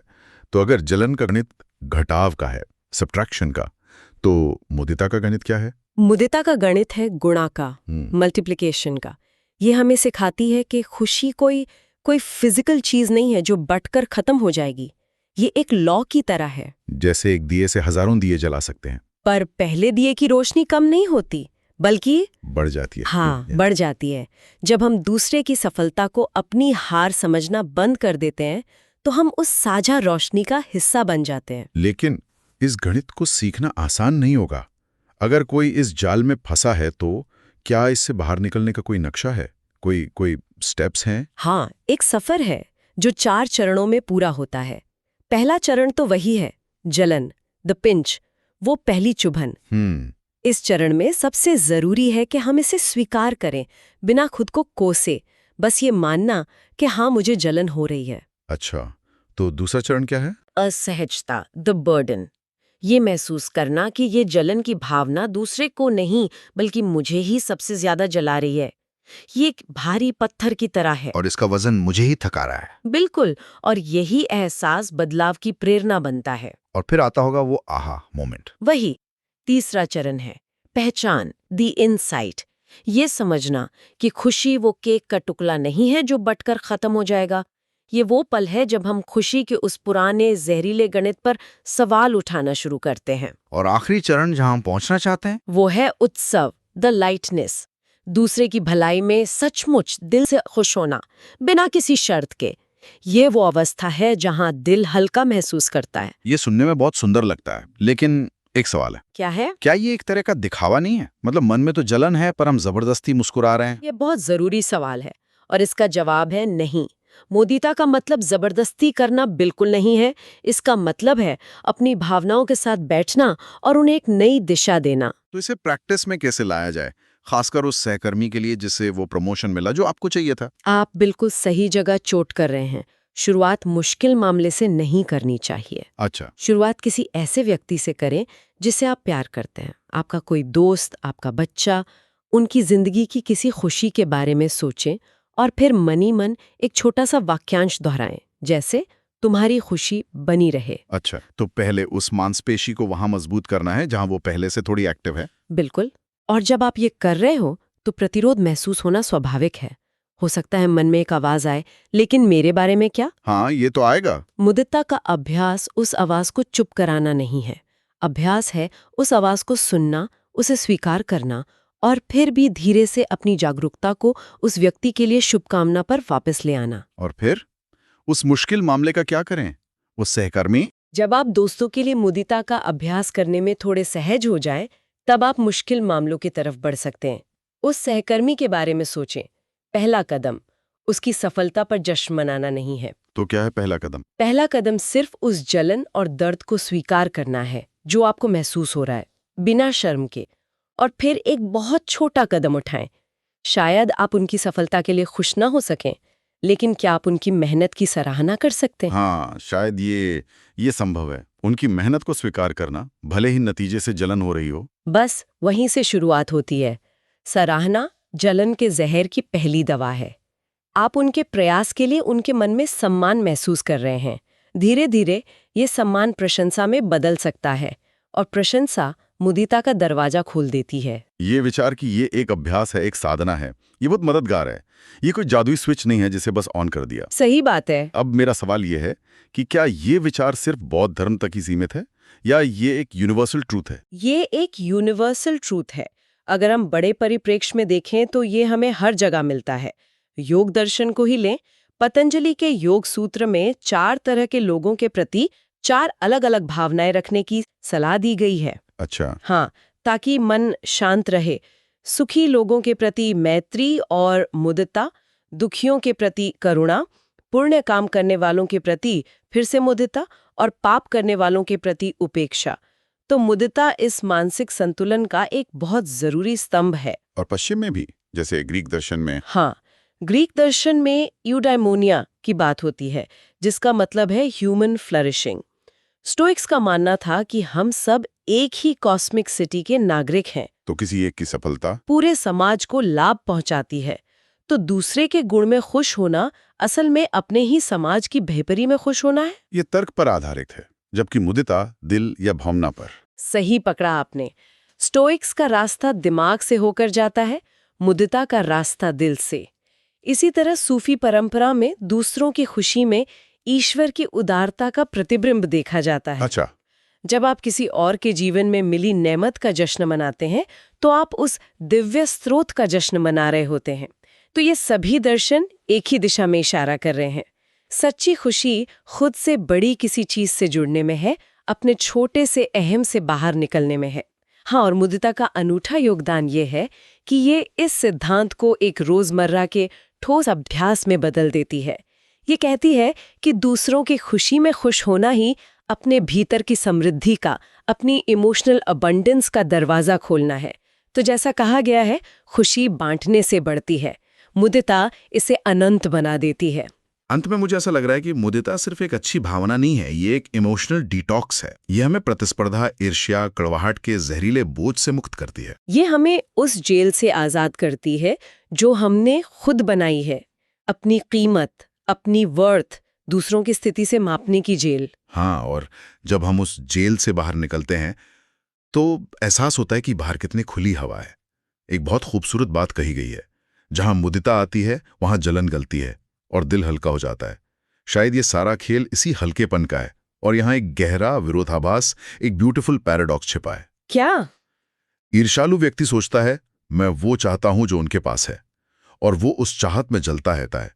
लेकिन मुदिता का अभ्यासी यह खोजता है, जब मैं दिल से उनकी खुशी का जश्न मनाता हूं तो मुझे विरोधाभासी रूप से उससे भी ज्यादा गहरी और स्थायी खुशी मिलती है, जितनी शायद उन्हें वो चीज हासिल करके मिली होगी। हाँ, क्योंकि वो खुशी किसी बाहरी चीज पर निर्भर नहीं है, वो अंदर से पैदा हो रही है। बिल्कुल, वो खुशी उदारता से पैदा हो रही है, अधिकार से नहीं। यही खुशी का वो नया गणित है, जहां बांटने से चीजें बढ़ती हैं, घटती नहीं। और शायद यही परम स्वतंत्रता है। हाँ। वो इंसान जो दूसरों की सफलता देखकर जलता नहीं बल्कि मुस्कुराता है, वही अंदर से सच में आजाद है। उसका दिल तंग नहीं, विशाल है, और उस विशालता में ही असली आनंद है। कभी महसूस किया है कि मन एक झूले की तरह है? हाँ। एक पल तारीफ मिलती है तो झूला एकदम आसमान छूने लगता है, हाँ, और अगले ही पल कोई आलोचना कर दे तो बस धड़ाम से नीचे। बिल्कुल। सफलता की ऊंचाई, असफलता की गहराई। लाभ का सुख, हानि का दुख, मतलब ये झूला रोकता ही नहीं रुकता। पूरा दिन, हर दिन बस यही ऊपर नीचे का खेल चलता रहता है। और सच कहूं तो ये बहुत थका देने वाला है। ये थका देता है क्योंकि इसमें हमारी सारी ऊर्जा खर्च हो जाती है। हाँ, हम एक तरह से बाहरी घटनाओं की लहरों पर सवार एक छोटी सी नाव की तरह हो जाते हैं। सही कहा। एक अच्छी खबर की लहर आई, हमें ऊपर उठा दिया। एक बुरी खबर की आई, नीचे पटक दिया। और ऐसा लगता है जैसे कंट्रोल हमारे हाथ में है ही नहीं। है ही नहीं, हम बस प्रतिक्रिया कर रहे हैं, मतलब रिएक्ट कर रहे हैं, बहते जा रहे हैं। बिल्कुल। और सवाल यही उठता है कि क्या इस अंतहीन प्रतिक्रिया के चक्र से बाहर निकलने का कोई रास्ता है? क्या एक ऐसा मानसिक ठहराव मुमकिन है जहां बाहर चाहे कितना भी बड़ा तूफान क्यों ना हो, पर अंदर एक गहरी शांति बनी रहे, एक ऐसा केंद्र जो हिले नहीं? इसी खोज ने सदियों से इंसानी मन को उलझाया है, और इसी के जवाब में एक बहुत पुरानी और गहरी अवधारणा सामने आती है। क्या है वो? अष्टलोक धर्म, या जिसे 8 सांसारिक हवाएं भी कहते हैं। 8 सांसारिक हवाएं? हाँ, ये शब्द ही अपने आप में बहुत कुछ कहता है। ये वो 8 स्थितियां हैं जिनसे हर इंसान गुजरता है, चाहे वो कोई भी हो। कौन सी हैं ये 8? लाभ और हानि, यश और अपयश, प्रशंसा और निंदा, और सुख और दुख। हवाएं? ये शब्द बहुत दिलचस्प है ना? इसका मतलब ये हुआ कि ये तो चलेंगी ही, इन्हें रोका नहीं जा सकता, जैसे हम मौसम को नहीं रोक सकते। ठीक कहा। ये जीवन का एक स्वाभाविक हिस्सा है। जीवन में लाभ भी होगा, हानि भी होगी। हाँ।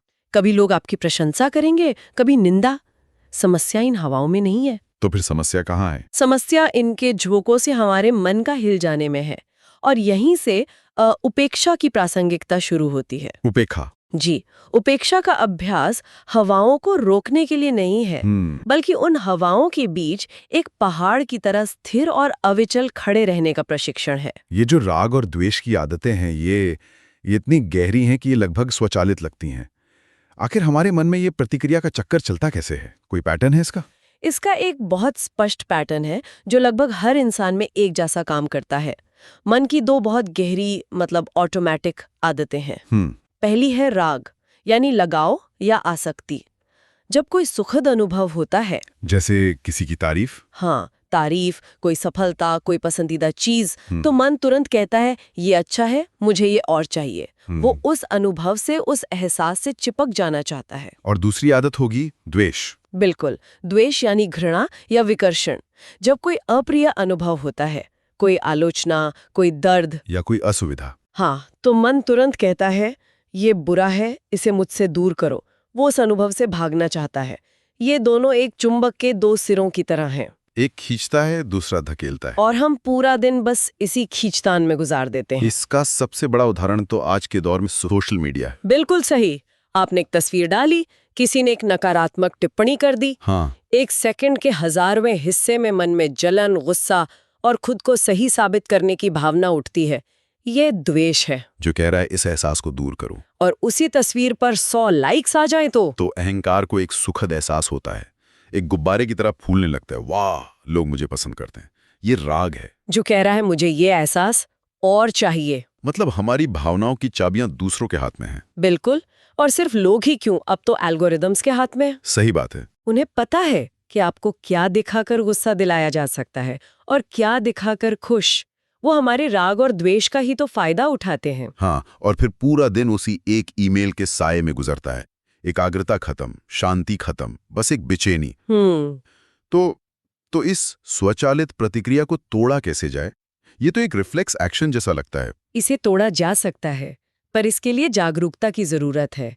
इसका एक पूरा नक्शा है। अच्छा। सबसे पहले आता है ट्रिगर या चिंगारी। कोई भी घटना, वो ईमेल, वो सोशल मीडिया कमेंट, कोई पुरानी याद। चिंगारी लगते ही दूसरा कदम होता है आवेग, इम्पल्स। हाँ, मन तुरंत बिना सोचे समझे उसे अच्छा या बुरा का लेवल दे देता है। शरीर में तनाव आता है, दिल की धड़कन बदल जाती है। ये हमारी पुरानी आदत है, हमारा गहरा संस्कार है जो सतह पर आ जाता है। और यहीं पे सारा खेल है, यहीं अभ्यास का क्षण आता है। तीसरा और सबसे महत्वपूर्ण कदम है विराम, द पॉज, ठहराव। ये वो पल है जब जागरूकता यानी सती बीच में आती है और प्रतिक्रिया करने की उस तीव्र इच्छा को पकड़ लेती है। मन में एक आहा मोमेंट आता है। देखो, मन प्रतिक्रिया कर रहा है। हाँ, देखो, शरीर में जलन हो रही है। आप एक्शन और रिएक्शन के बीच एक छोटी सी जगह बनाते हैं। एक मिनट, ये जो विराम और तटस्थता वाली बात है, ये सुनने में तो बहुत क्रांतिकारी लगती है, पर असल जिंदगी में जब कोई अपमान करता है और खून खौल रहा हो, उस एक सेकंड के लिए रुकना, ये तो लगभग नामुमकिन लगता है। उस आवेग को कैसे रोका जाए? यह वाकई सबसे मुश्किल हिस्सा है, क्योंकि आवेग एक लहर की तरह आता है। हाँ। तकनीक बस इतनी है कि आप उस आवेग पर अमल करने की बजाय उसे शरीर में एक सनसनी की तरह महसूस करें। अच्छा। इसी को चौथा चरण कहते हैं, तटस्थता, न्यूट्रलिटी। आप गुस्से को महसूस करते हैं, पर आप गुस्सा बन नहीं जाते। आप कहानी से हट जाते हैं। हाँ, कहानी से हट जाते हैं कि उसने मेरी बेइज्जती की, और केवल सनसनी पर ध्यान केंद्रित करते हैं। मेरे सीने में जलन हो रही है, मेरे जबड़े भिंचे हुए हैं। आप बस एक साक्षी बन जाते हैं। एक साक्षी जो अपने ही मन और शरीर में चल रहे नाटक को देख रहा है। तो आप उस भावना को ना तो दबा रहे हैं, ना ही उस पर बह रहे हैं, बस उसे देख रहे हैं जैसे आकाश बादलों को देखता है। क्या बात है, बहुत सुंदर एनालॉग है ये। बादल आते हैं, गरजते हैं और चले जाते हैं, आकाश वहीं रहता है। और जब आवेग को आपकी प्रतिक्रिया से ऊर्जा नहीं मिलती, तो वो अपने आप शांत हो जाता है। और ये है पांचवा चरण। हाँ, पांचवा और अंतिम चरण, स्वतंत्रता, फ्रीडम। यह प्रतिक्रिया के चक्र से मुक्ति है। अब आपका दिमाग साफ है, शांत है, और एक समझदारी भरी प्रतिक्रिया, जिसे हम रिस्पॉन्स कहते हैं, हाँ, एक सचेत रिस्पॉन्स के लिए तैयार है। आवेगपूर्ण रिएक्शन की जगह अब सचेत रिस्पॉन्स आता है। ये एक बहुत बड़ी गलतफहमी को दूर करता है। जब हम संतुलन या उपेक्षा की बात करते हैं तो अक्सर लोग सोचते हैं कि इसका मतलब है भावनाओं को दबा देना, पत्थर दिल बन जाना। हाँ, पत्थर दिल बन जाना। तो क्या इसका मतलब ये है कि हमें किसी बात से फर्क पड़ना ही बंद हो जाए? क्या हम एक तरह के उदासीन रोबोट बन जाएं? ये सबसे आम और सबसे खतरनाक गलतफहमी है। उपेक्षा का मतलब उदासीनता या इंडिफरेंस बिल्कुल नहीं है। तो फिर क्या है? ये कोल्ड डिटैचमेंट नहीं, बल्कि वाइज बैलेंस है, एक समझदारी भरा संतुलन। अच्छा, असल में उदासीनता द्वेष का ही एक सूक्ष्म रूप है। ये कहती है मुझे परवाह नहीं और चीजों को खुद से दूर धकेलती है। ये एक तरह की भावनात्मक शून्यता है। और उपेक्षा? उपेक्षा गहरी और बिना पक्षपात की परवाह है। ये कहती है मैं इस भावना को, चाहे वो सुख हो या दुख, पूरी तरह महसूस करती हूँ, लेकिन ये भावना मेरी मालिक नहीं है। ये आपको अपने दोस्त और अपने दुश्मन दोनों के दुख को समान रूप से देखने की क्षमता देती है। क्योंकि आपकी प्रतिक्रिया आपकी पसंद नापसंद पर आधारित नहीं होती है। नहीं, बल्कि गहरी समझ और करुणा पर आधारित होती है। ये एक मनोवैज्ञानिक सुपर पावर है जो हमें भावनाओं का गुलाम बनने से बचाती है, न कि भावनाओं को खत्म करती है। ये विचार तो बहुत गहरा है, लेकिन क्या ये सिर्फ बौद्ध दर्शन तक ही सीमित है या दुनिया की दूसरी प्राचीन परंपराओं में भी इससे मिलती जुलती कोई बात कही गई है? ये एक सार्वभौमिक सत्य है, इसीलिए ये अलग अलग रूपों में कई परंपराओं में मिलता है। जैसे भगवद गीता में इसे समता कहा गया है। सुख दुखे समे कृत्वा लाभा लाभौ जया जयो। सुख और दुख, लाभ और हानि, जय और पराजय में समान रहना। बिल्कुल। इसी तरह प्राचीन रोम के स्टोइक दर्शन में अपैथिया की बात की गई है। अपैथिया? हाँ, जिसका मतलब उदासीनता नहीं, बल्कि बाहरी स्थितियों से अविचलित रहने की क्षमता थी। वो इसे एक क्या कहते हैं, आंतरिक किला या इनर सिटिडल बनाना कहते थे, ताकि बाहरी दुनिया के हमले मन की शांति को भंग न कर सकें। हाँ, यानी ये सभी दर्शन एक ही सत्य की ओर इशारा कर रहे हैं। असली ताकत तुरंत प्रतिक्रिया करने में नहीं, बल्कि शांत और स्थिर मन से सही प्रतिक्रिया देने में है। बिल्कुल।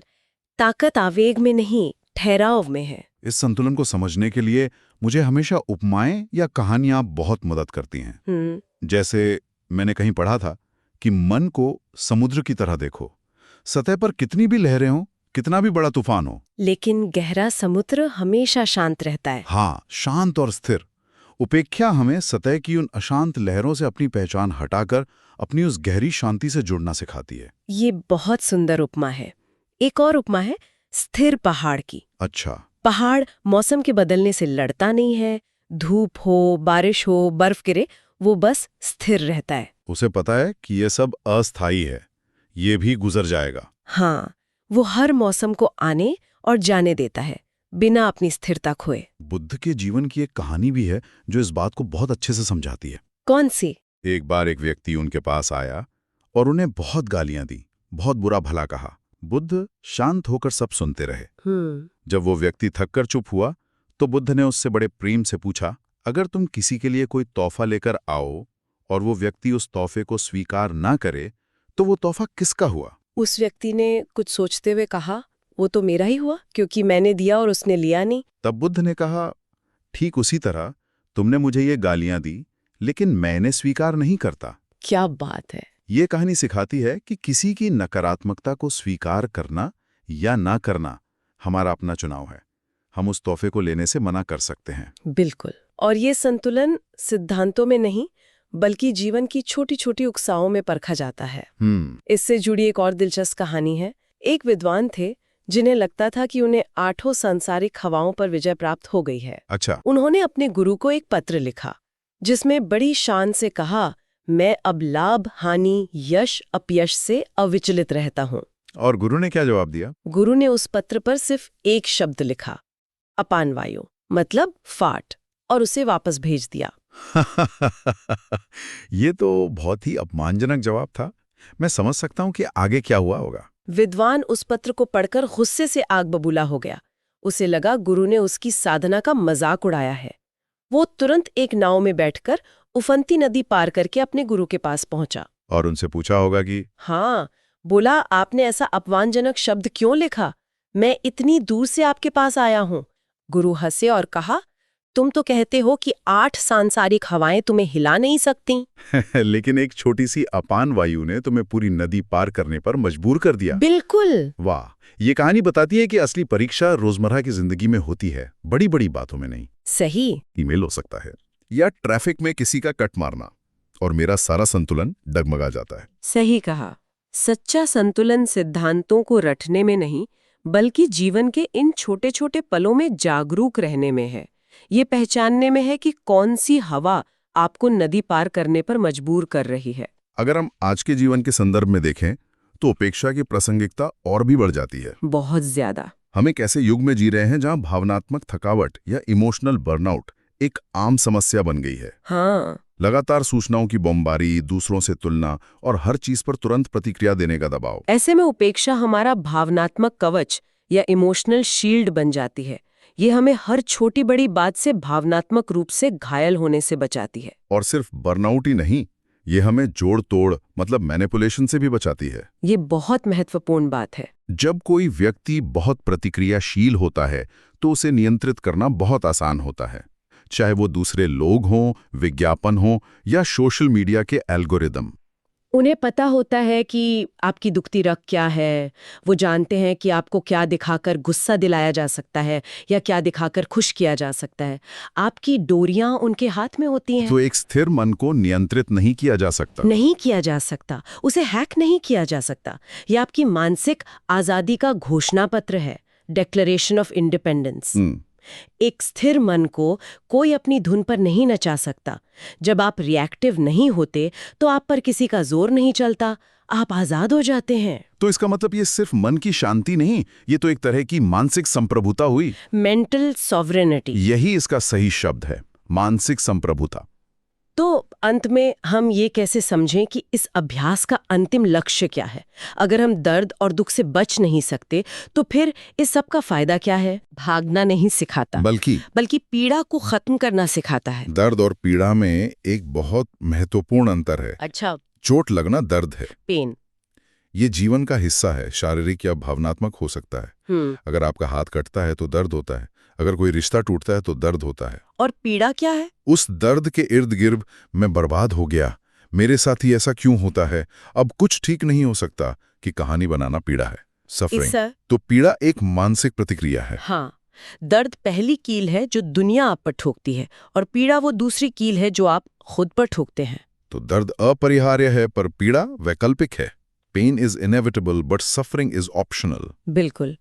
उपेक्षा हमें दर्द और पीड़ा के बीच के इस अंतर को देखने और समझने की क्षमता देती है। लहरें आती हैं और चली जाती हैं, लेकिन आप लहर नहीं हैं। आप वो गहरा शांत समुद्र हैं। हाँ, ये हर पल का अभ्यास है। और शायद इस पूरे अभ्यास का सार एक ही विचार में छिपा है। हाँ, और वो विचार है, जो समान रहे वो आजाद रहे। कंधों में एक बोझ सा था, पर शायद सालों से उसे महसूस ही नहीं किया। एक अनजानी सी बेचैनी जो शरीर में बस गई थी और हमें पता भी नहीं चला कि वो हमारा नया नॉर्मल कब बन गई।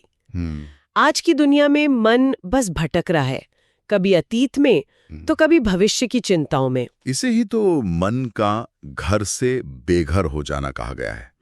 जब मन का कोई लंगर ना हो, कोई एंकर ना हो, तो वो कहानियों और कल्पनाओं में जीता है, हकीकत में नहीं। और इस बेचैनी की कीमत सिर्फ मानसिक नहीं होती है जी, वो शारीरिक भी होती है। सांसें जो पेट तक पहुंचती ही नहीं, पेट में बंधी वो गांठें और जकड़े हुए कंधे, ये सब शरीर में जमा हो चुके अनकहे इमोशंस हैं। तो चलिए इस पर थोड़ी गहराई से बात करते हैं। वो कौन सा रास्ता है जो इस भटके हुए मन को वापस अपने घर मतलब शरीर में लाता है? वो क्या प्रक्रिया है जिससे शरीर की इन अनसुनी कहानियों को सुना जा सकता है? बुद्ध की जो शिक्षा है वो कायानुपस्सना से शुरू होती है, यानी शरीर पर ध्यान देना। और इसकी वजह बहुत गहरी और साथ ही बहुत सरल भी है। शरीर ही वो एकमात्र चीज है जो हमेशा अभी और यहां मौजूद है। विचार तो अतीत या भविष्य के होते हैं, पर शरीर वो हमेशा वर्तमान में रहता है। तो एक ऐसे मन के लिए जो कल्पनाओं के बादलों में खोया है, शरीर एक जमीन की तरह है, एक लंगर। और यहाँ पर सबसे क्रांतिकारी निर्देश ये नहीं है कि कुछ बदलो या ठीक करो, बल्कि सिर्फ देखो, बस देखना है। जैसे सूरज की नरम रोशनी किसी अंधेरे कोने में पहुंचकर उसे रोशन कर देती है, वैसे ही ध्यान को सिर से लेकर पांव तक शरीर के हर हिस्से पर ले जाना है। उस घर में दोबारा बसने की कोशिश जिसे हम शायद कब का छोड़ चुके हैं। बिल्कुल। और ये देखने की जो प्रक्रिया है वो जिज्ञासा से भरी होनी चाहिए, बिना किसी जजमेंट के। सवाल ये नहीं है कि मैं तनाव में क्यों हूं, क्योंकि वो तो मन की कहानी है। सवाल है यहां अभी क्या हो रहा है। क्या ये गर्माहट है या दबाव है या कोई खिंचाव? जब हम कहानी से हटकर सिर्फ संवेदना को महसूस करते हैं तो एक बहुत बड़ा बदलाव आता है। लेकिन जब ध्यान किसी तनाव वाली जगह पर जाता है, जैसे छाती में भारीपन या कंधों में जकड़न, तो वो एहसास अक्सर और तेज हो जाता है। और मन की जो पुरानी आदत है वो कहती है यहां से भागो, कुछ और सोचो। यही तो सच्चाई का पल है। और निर्देश है रुकिए, बस देखिए। वो जो तनाव या गांठ है वो दो चीजों से बंधी होती है। एक तो अज्ञान, मतलब हमें पता ही नहीं था कि वो वहां है, और दूसरा है द्वेष। हाँ, द्वेष।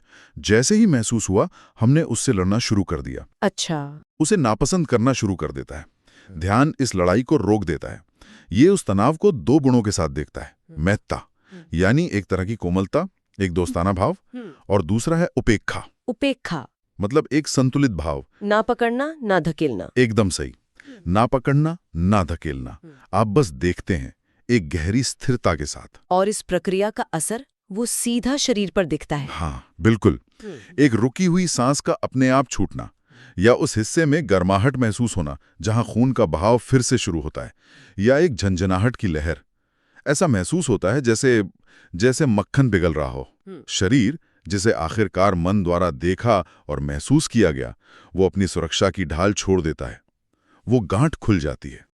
तो इस पूरी प्रक्रिया का नतीजा है स्थिरता, एक ठहराव। हाँ। मन अब एक ऐसी पतंग नहीं है जिसे विचारों की हर हवा कहीं भी उड़ा ले जाए। बिल्कुल। वो शरीर की हकीकत में गहराई से स्थापित हो जाता है, जमीन महसूस होने लगती है। और इसका सबसे बड़ा फायदा यह है कि ये उत्तेजना और प्रतिक्रिया के बीच एक जगह बना देता है। जब जीवन में कोई मुश्किल आती है, गुस्सा, दुख, अपमान, तो हम तुरंत प्रतिक्रिया में बह नहीं जाते।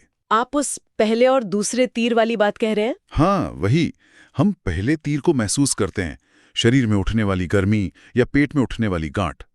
लेकिन क्योंकि हम अपनी जमीन पर खड़े हैं, हमारे पास ये चुनने की शक्ति होती है कि हम दूसरा तीर न चलाएं। दूसरा तीर मतलब वो गुस्से भरे शब्द या नफरत भरे विचार? हाँ, वो सब कहानियां जो हम खुद को सुनाते हैं, वो दूसरा तीर हम खुद पर चलाते हैं। तो शरीर एक आईने की तरह है। बिल्कुल, एक दर्पण की तरह, जिसमें मन की छिपी हुई मैल, हमारे अनसुलझे इमोशंस, राग और द्वेष सब दिखाई देता है। ध्यान उस दर्पण को धीरे धीरे साफ करने जैसा है। जैसे जैसे शरीर की गांठें खुलती हैं, मन का आकाश भी साफ होने लगता है। तो यहाँ एक बहुत दिलचस्प सवाल उठता है, बुद्ध ने शरीर से ही शुरुआत क्यों की? और मुझे लगता है इसका जवाब इस एक लाइन में है, मन एक शानदार झूठा है, लेकिन शरीर झूठ नहीं बोल सकता। हाँ, ये बहुत गहरी बात है। मन तो कहानियां बनाता है, मैं चिंतित हूं, उसने मुझे गुस्सा दिलाया। ये सब दूसरा तीर है जिसे हम खुद पर चलाते हैं और सच मान लेते हैं। हाँ, सच मान लेते हैं। लेकिन पहला तीर तो बस एक शारीरिक संवेदना है, चेहरे पर गर्माहट, पेट में जकड़न। वो सिर्फ रॉ डेटा है। हम अक्सर अपने मन की समस्याओं को मन से ही सुलझाने की कोशिश करते हैं, जो एक बीमार पौधे की पत्तियों को काटने जैसा है, जड़ को अनदेखा करके। क्या बात है, एकदम सही। विचार पत्तियां हैं, संवेदना जड़ है। तो कायानुपस्सना वो उस कहानी को दरकिनार करके सीधे जड़ यानी संवेदना पर जाने का अभ्यास है। ये कहानी को संवेदना से अलग कर देता है। बिल्कुल। इसीलिए कहा गया है, जिसने शरीर को ध्यान से देखा, उसने मन की आधी समस्याएं वहीं मिटा दी। और यहाँ सोचने वाली बात यह है कि सिर्फ आधी ही क्यों? अगर ये इतना शक्तिशाली है तो पूरी क्यों नहीं? ये एक बेहतरीन सवाल है और मुझे लगता है इसका कोई एक निश्चित जवाब नहीं है। लेकिन हम सोचें तो शायद इसलिए क्योंकि शरीर नींव है, एक घर की नींव।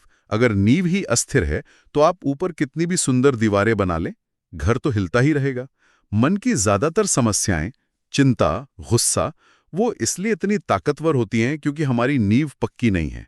हम अपने शरीर में बसे हुए नहीं हैं। तो शरीर पर काम करके हम उस नींव को स्थिर करते हैं। हाँ, एक बार नींव स्थिर हो जाए तो घर हिलना बंद कर देता है। आधी समस्याएं तो शायद बस नींव के हिलने की वजह से ही थी। और एक बार जब आप जमीन पर मजबूती से खड़े हो जाते हैं, तब आप मन की ज्यादा सूक्ष्म परतों पर काम करने के लिए तैयार होते हैं। शायद इसीलिए इसे सिर्फ आधी यात्रा कहा गया है। ये अंत नहीं है, बल्कि एक बहुत जरूरी शुरुआत है। हाँ, एक शुरुआत। और शायद यही वो सवाल है कि अगर ये आधी यात्रा है तो बाकी की यात्रा क्या हो सकती है। कदम बहुत तेज थे, पर ध्यान वो कहीं और ही भटक रहा था।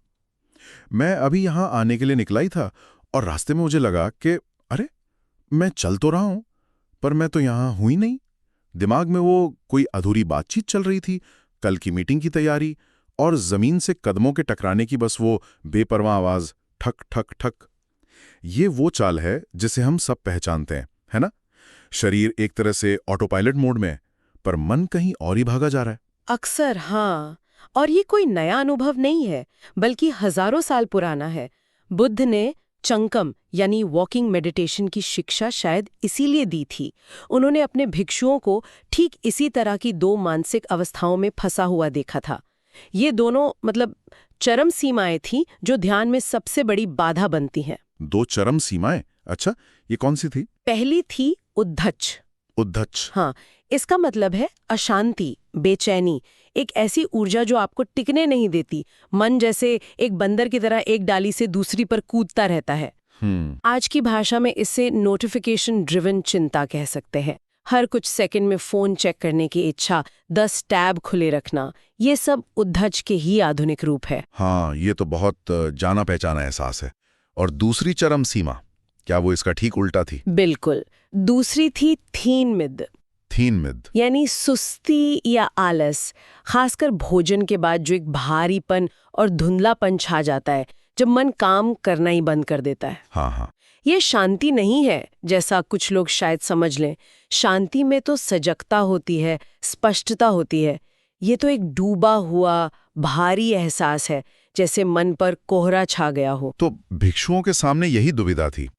उनका मन या तो बहुत तेजी से भाग रहा था या फिर पूरी तरह से सोया हुआ था। और चंकम या वॉकिंग मेडिटेशन इसका समाधान कैसे था? उसका उद्देश्य इसी भागते हुए या सोए हुए मन को एक लंगर से बांधना था, और वो लंगर था शरीर। हाँ, क्योंकि शरीर की एक खासियत है, वो हमेशा वर्तमान क्षण में होता है ना? मन अतीत की यादों में या भविष्य की चिंताओं में भटक सकता है, पर आपके पैर वो तो यही है, जमीन अभी है, इसी पल में। सही बात है। तो चंकम एक तरह से मन को वापस शरीर में लाने का एक तरीका था। और फिर वो बदलाव का क्षण आता है जब उस भाग-दौड़ भरी चाल से ध्यान की ओर पहला कदम बढ़ता है। मैंने इसे आजमाने की कोशिश की, जानबूझकर अपनी गति को आधा किया, फिर और आधा, और मेरा मन तो सचमुच विद्रोह करने लगा। अच्छा। हाँ, अंदर से आवाजें आने लगी, ये बहुत धीमा है, हम लेट हो जाएंगे, ये कितना अजीब लग रहा है, इसका क्या फायदा है। ये सब मन का शोर था। लेकिन निर्देश बहुत सरल था, बस महसूस करो। पर ये बस महसूस करना ही सबसे मुश्किल लगता है। हाँ, क्योंकि हमारा मन हमेशा करने का आदी है, होने का नहीं। और यहीं पर वॉकिंग मेडिटेशन के 4 चरण सामने आते हैं। 4 चरण? हाँ, जो इस बदलाव को आसान बनाते हैं। पहला चरण तो वही है जो आप कर रहे थे, जल्दबाजी में चलना। ये हमारी आदत है। ठीक है। यहाँ कदम मंजिल तक पहुंचने का एक साधन है, अपने आप में मंजिल नहीं। हम सोचते भी नहीं उनके बारे में। ठीक है, ये तो आसान है, हम सब इसी चरण में रहते हैं। अगला क्या है? दूसरा चरण है धीमी जागरूकता। ये वो पल है जब आप जानबूझकर गति कम करते हैं और पहली बार, शायद महीनों या सालों में पहली बार, अपने पैर और जमीन के स्पर्श को सच में महसूस करने की कोशिश करते हैं। ये सिस्टम के लिए झटके जैसा होता होगा। हाँ, बिल्कुल। मन को अचानक एक नया काम मिल जाता है, एक ऐसा काम जिसकी उसे आदत नहीं है। हाँ, ये बिल्कुल वैसा ही है जैसे पहली बार चलना सीख रहे हो, अचानक से हर छोटी बड़ी हरकत पर ध्यान देना पड़ता है। मैंने जब कोशिश की तो मुझे सबसे पहले अपने जूतों का कसाव महसूस हुआ, फिर जमीन की ठंडक। क्या यही वो जागरूकता है? बिल्कुल, यही शुरुआत है। तीसरा चरण है सचेत लय। सचेत लय। जब आपका ध्यान इन छोटी छोटी चीजों पर टिकने लगता है, तब आप और गहरे उतरते हैं। आप एक पूरे कदम के चक्र को महसूस करते हैं। पैर का उठना, हवा में आगे बढ़ना, एड़ी का जमीन को छूना, फिर तलवे का नीचे आना, और आखिर में पंजों का। सही, एक लय बनने लगती है। और चौथा और अंतिम चरण है शांत कदम, यानी उपस्थिति। उपस्थिति, जब चलना ही ध्यान बन जाता है। अब कोई मंजिल नहीं है, कोई जल्दी नहीं है, चलना ही पहुंचना बन जाता है। इस प्रक्रिया में होने वाले एहसास वाकई बहुत सूक्ष्म और गहरे हैं। मैंने जब इस पर ध्यान दिया तो पाया कि हर कदम में एक पूरी कहानी है। पैर का जमीन से उठना, वो हल्कापन महसूस होता है। हवा में रहना, संतुलन का वो एक छोटा सा नाजुक पल। जमीन पर वापस रखना, पहला स्पर्श, क्या जमीन ठंडी है या गर्म, सख्त है या नरम, और फिर वजन का एक पैर से दूसरे पर जाना, वो जमीन से जुड़ाव का ठोस एहसास। धीरे धीरे मुझे लगा कि मेरी सांस और मेरे कदमों के बीच एक तालमेल बन रहा है। हाँ, उससे बनाने की कोशिश नहीं करनी पड़ती, वो बस मिल जाता है। आपने बिल्कुल सही पकड़ा। और इसके पीछे का मनोविज्ञान और तंत्रिका विज्ञान बहुत आकर्षक है। आपने कहा था कि आपका मन भाग रहा था, बेचैन था। चिंता और तनाव असल में हमारे शरीर में फंसी हुई ऊर्जा है। फंसी हुई ऊर्जा? हाँ, हमारी लड़ो या भागो वाली प्रतिक्रिया, मतलब फाइट और फ्लाइट रिस्पॉन्स, वो सक्रिय हो जाती है। एड्रेनलिन और कॉर्टिसोल जैसे हार्मोन शरीर में दौड़ने लगते हैं। अब इस ऊर्जा के साथ चुपचाप बैठकर ध्यान करने की कोशिश करना लगभग असंभव है। आपका शरीर हिलना चाहता है। तो ये जो बेचैनी में टहलने की आदत होती है, वो सिर्फ एक आदत नहीं है। हाँ, बल्कि शरीर का अपनी ऊर्जा को नियंत्रित करने का एक तरीका है। हाँ, ये शरीर की एक सहज प्रवृत्ति है।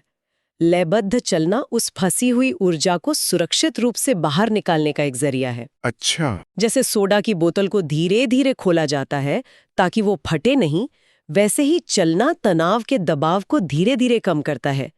आप सचमुच में तनाव को वॉक ऑफ कर देते हैं। ये सिर्फ एक कहावत नहीं है, ये एक शारीरिक प्रक्रिया है। बिल्कुल। और ये सिर्फ मानसिक अभ्यास नहीं है, ये शरीर की केमिस्ट्री को भी बदल रहा है। और भी गहरा है। हाँ, चलने की जो लय है, बायां दायां बायां दायां, ये मस्तिष्क के दोनों गोलार्धों को शांत करती है।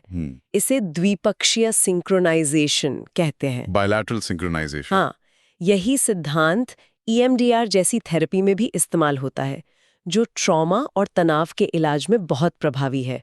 जब आप चलते हैं तो ये लयबद्ध गति आपके मस्तिष्क के भय केंद्र यानी अमिगडाला को शांत करती है।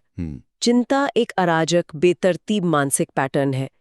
चलने की स्थिर, पूर्वानुमानित लय उस अराजकता पर एक शांत लय को हावी कर देती है। ये जमीन से जुड़ने वाली बात भी अक्सर कही जाती है, सुनने में अच्छा लगता है कि ग्राउंडेड महसूस करो, पर क्या ये सिर्फ एक खूबसूरत विचार है या इसका कोई असल असर होता है? इसका बिल्कुल वास्तविक और मापने लायक असर होता है।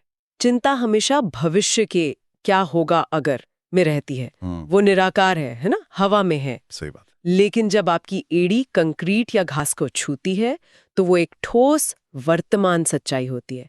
ये एक संवेदी सूचना है जिसे अनदेखा नहीं किया जा सकता। ये दिमाग को खींचकर वापस लाती है। हाँ, भविष्य की कल्पनाओं से खींचकर अभी यहाँ क्या है पर वापस लाती है। मैं यहाँ हूँ अभी, इस कदम में। इससे सुरक्षा की एक बहुत गहरी आदिम भावना पैदा होती है। जमीन मुझे संभाले हुए है, मैं सुरक्षित हूँ। वाह। एक अध्ययन में पाया गया कि 10 मिनट की ध्यानपूर्ण चाल ने चिंता और अवसाद के लक्षणों को काफी कम कर दिया, जबकि सिर्फ 10 मिनट की सामान्य बिना ध्यान वाली चाल से कोई खास फर्क नहीं पड़ा। तो फर्क चलने में नहीं, जागरूकता में था। बिल्कुल। और फिर अभ्यास के साथ शायद एक और गहरा बदलाव आता होगा। वो क्षण जब मैं चल रहा हूं का भाव घुल जाता है। हाँ, और केवल चलना हो रहा है का अनुभव रह जाता है। कर्ता यानी अहंकार वो पीछे हट जाता है। बहुत खूबसूरत बात कही। उस पल में बहुत राहत मिलती है। चलना अब ठहराव बन गया है। ये एक चट्टान की शांति नहीं है, बल्कि शायद एक घूमते हुए लट्टू की शांति है। पूरी तरह से संतुलित, केंद्रित, फिर भी गतिशील। क्या खूब कहा। और यहीं से इस अभ्यास का दार्शनिक पहलू खुलता है। हर कदम आपको अस्थिरता यानी बौद्ध दर्शन के अनिच्छ का पाठ पढ़ाता है। अनिच्छ, इम्पर्मनेंस। जरा सोचिए, पैर का जमीन से उठना, एक एहसास का जन्म। हवा में चलना, उस एहसास का जीवन। और जमीन पर वापस आना और एहसास का मिट जाना, मृत्यु। और फिर तुरंत अगला कदम, एक नया जन्म। सही। आप हर कदम में छोड़ने यानी लेटिंग गो का अभ्यास करते हैं। अगला कदम उठाने के लिए पिछले कदम को छोड़ना ही पड़ता है। आप अतीत को पकड़कर भविष्य में कदम नहीं रख सकते। चलना हमें यही सिखाता है। तो हर कदम एक तरह से छोड़ने का अभ्यास है। ये सोचना ही कितना गहरा है। आज के समय में जहां सब कुछ डिजिटल है, इस अभ्यास की क्या प्रासंगिकता है? आज के डिजिटल युग में ये एक मारक की तरह है। हमारा मन हमेशा स्क्रॉल कर रहा है, स्वाइप कर रहा है, क्लिक कर रहा है। हम अपने शरीर से अलग हो गए हैं। हम अपने सिर में जी रहे हैं। बिल्कुल। हमारी चेतना एक डिजिटल बादल में भटक रही है। चंकम उस चेतना को वापस शरीर में, अपनी त्वचा में, अपने पैरों पे वापस लाने का एक शक्तिशाली अभ्यास है। ये आपको वर्चुअल दुनिया से निकालकर वास्तविक दुनिया में स्थापित करता है। आपने बुद्ध की शिक्षाओं का जिक्र किया, पर क्या चलने को ध्यान की तरह इस्तेमाल करने का ये विचार सिर्फ बौद्ध धर्म में है या ये और संस्कृतियों में भी पाया जाता है? ये एक सार्वभौमिक मानवीय सत्य है। दुनिया भर में इसके अलग अलग रूप मिलते हैं।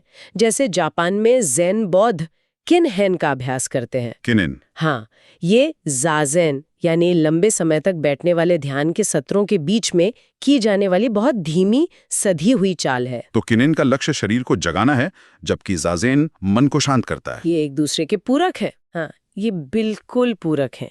किनिन उस सुस्ती को तोड़ता है और ये साबित करता है कि सजगता या माइंडफुलनेस सिर्फ स्थिर बैठने पर निर्भर नहीं है। आप गति में भी उतने ही शांत और सजग हो सकते हैं। ये ज़ेन की सटीक सीधी चाल से बहुत अलग लगता होगा। चीन की परंपरा में इसका क्या रूप है? चीन में ताओवाद में ताई ची या किगोंग की धीमी बहती हुई चाल है। यहाँ ध्यान संवेदनाओं के साथ साथ ची या जीवन ऊर्जा के प्रवाह पर होता है। ची? हाँ, चाल बहुत नरम, गोलाकार और तरल होती है। अभ्यास करने वाले अक्सर कहते हैं कि ऐसा महसूस होता है जैसे पानी में चल रहे हों। पानी में चलना, ये कल्पना ही कितनी शांत है। ये ज़ेन की विधि से काफी अलग है। मकसद में सूक्ष्म अंतर है। ज़ेन किन्हन का लक्ष्य सजगता बनाए रखना है। ताई ची का लक्ष्य शरीर की जीवन ऊर्जा ची को संतुलित करना है, जिससे स्वास्थ्य और आंतरिक शांति मिलती है। तो एक में मन की स्पष्टता पर जोर है, दूसरे में ऊर्जा के सामंजस्य पर। सही, लेकिन दोनों में ही गति, जागरूकता और इरादे का संगम है। और हमारे अपने देश भारत में यात्रा की परंपरा तो बहुत पुरानी और गहरी है। क्या उसे भी इसी श्रेणी में रखा जा सकता है? निश्चित रूप से। भारत में यात्रा या तीर्थ यात्रा की अवधारणा बहुत गहरी है। यहाँ चलना केवल शारीरिक क्रिया नहीं बल्कि तपस्या, भक्ति और समर्पण का कार्य है। हर कदम एक प्रार्थना होता है। बिल्कुल, कदम कदम पे तीर्थ। यहाँ दिशा और भाव बहुत मायने रखते हैं। यात्रा का भाव चलने की पूरी क्रिया को बदल देता है। तो यहाँ इरादा यानी इंटेंशन सबसे ज्यादा जरूरी हो जाता है। आप बस चल नहीं रहे, आप एक पवित्र यात्रा कर रहे हैं। तो चाहे ध्यान संवेदनाओं पर हो, ऊर्जा पर हो या भक्ति पर, मूल सूत्र वही है: गति, जागरूकता और इरादा। हाँ, गति प्लस जागरूकता प्लस इरादा इज इक्वल टू परिवर्तन। चलते चलते ठहरना सीखना, ये है असली सफर। जब कदम ध्यान में होता है तब मंजिल अंदर बनती है, बाहर नहीं। आज हम एक बहुत गहरे विषय पर बात कर रहे हैं। हाँ। ये हमारे एक लिसनर के भेजे हुए विचारों से ही निकला है। सवाल बहुत सीधा सा है, पर शायद जवाब पूरी जिंदगी बदल सकता है। सवाल ये था कि हम मृत्यु के बारे में सोचे बिना जिंदगी को पूरी तरह से कैसे जी सकते हैं। और शायद जवाब इसके ठीक उल्टा है। वही तो, इन विचारों को खंगालते हुए यही अजीब सा विरोधाभास सामने आता है कि शायद हम मृत्यु के बारे में सोचकर ही जिंदगी को पूरी तरह से जी सकते हैं। बिल्कुल। ये सुनने में थोड़ा अजीब लगता है ना? मौत एक ऐसा ख्याल जिससे हम पूरी जिंदगी भागते हैं। हाँ, एक दीवार खड़ी कर लेते हैं। सही कहा। हम काम की, शोर की, महत्वाकांक्षा की दीवारें खड़ी करते हैं ताकि इस अंतिम सच का सामना ना करना पड़े। और ये बहुत स्वाभाविक भी है। लेकिन इन विचारों के केंद्र में एक बहुत पुराना अभ्यास है जिसका नाम है मरणसत्य, जिसका मतलब है मृत्यु के प्रति जागरूकता। हाँ, और इसे गलत नहीं समझना चाहिए। ये कोई उदास या डरावनी चीज नहीं है। नहीं, बिल्कुल नहीं। असल में ये तो क्लैरिटी पाने का, स्पष्टता पाने का और डर को मिटाने का एक जरिया है। बिल्कुल। एक अजीब बात है क्या? कि जब तक हम मौत से भागते हैं वो एक साई की तरह पीछे पड़ी रहती है। हाँ, पर जैसे ही हम पलटकर उसे देख लेते हैं, वही साया रास्ता दिखाने वाली रोशनी बन जाता है। और मरण सती की बुनियाद को समझना बहुत जरूरी है। बुद्ध ने ये शिक्षा किसी को डराने के लिए नहीं दी अच्छा, थी। नहीं, ये उन लोगों के लिए थी जो सांसारिक चीजों से, जिंदगी से बहुत ज्यादा चिपके हुए थे, मतलब जो इनकार और लालसा में जी रहे थे। तो ये एक आईने की तरह है। बिल्कुल, एक ऐसा आईना जो हमें बिना किसी लाग लपेट के असलियत दिखाता है। और इस आईने में देखने की एक भावनात्मक यात्रा होगी, है ना? हाँ बिल्कुल, शुरुआत डर से होती है, थोड़ी घबराहट से, फिर धीरे धीरे आप चिंतन करने लगते हैं, सोचने लगते हैं, और उसके बाद जिसके बाद स्वीकृति आती है और अंत में एक गहरी स्थिर समझ पैदा होती है। बुद्ध की नजर में ये कोई मामूली ध्यान नहीं था। उन्होंने कहा था कि जंगल में जितने भी जानवरों के पैरों के निशान हैं, उन सब में हाथी का पदचिन्ह सबसे बड़ा और सबसे गहरा होता है। हाँ, ठीक वैसे ही सभी ध्यान प्रथाओं में मृत्यु के प्रति जागरूकता सर्वोच्च है। ये हाथी के पदचिन्ह वाली बात ये बहुत दमदार है। मतलब ये इतना गहरा असर छोड़ती है। हाँ, पर मैं ये समझने की कोशिश कर रही हूँ कि ये काम कैसे करता है। मनोवैज्ञानिक स्तर पर हमारे दिमाग में ऐसा क्या होता है कि जिस चीज से हम सबसे ज्यादा डरते हैं, उसी का सामना करके हमें शांति मिल जाती है। ये तो उल्टा लगता है। हाँ, बिल्कुल उल्टा लगता है। और ये विरोधाभासी इसकी सबसे बड़ी खूबी है। देखिए, हम जितना मृत्यु के विचार को नकारते हैं, उसे दबाते हैं, वो डर उतना ही हमारे अवचेतन मन में गहरा होता जाता है। वो एक अनजाने डर की तरह हमें अंदर ही अंदर खाता रहता है, जबकि उसे स्वीकार करने से शांति मिलती है। हाँ, एक अजीब सी शांति। अक्सर ऐसा महसूस होता है ना कि हम किसी मुश्किल सच से भाग रहे हों, और जब तक भाग रहे हैं तनाव बना रहता है।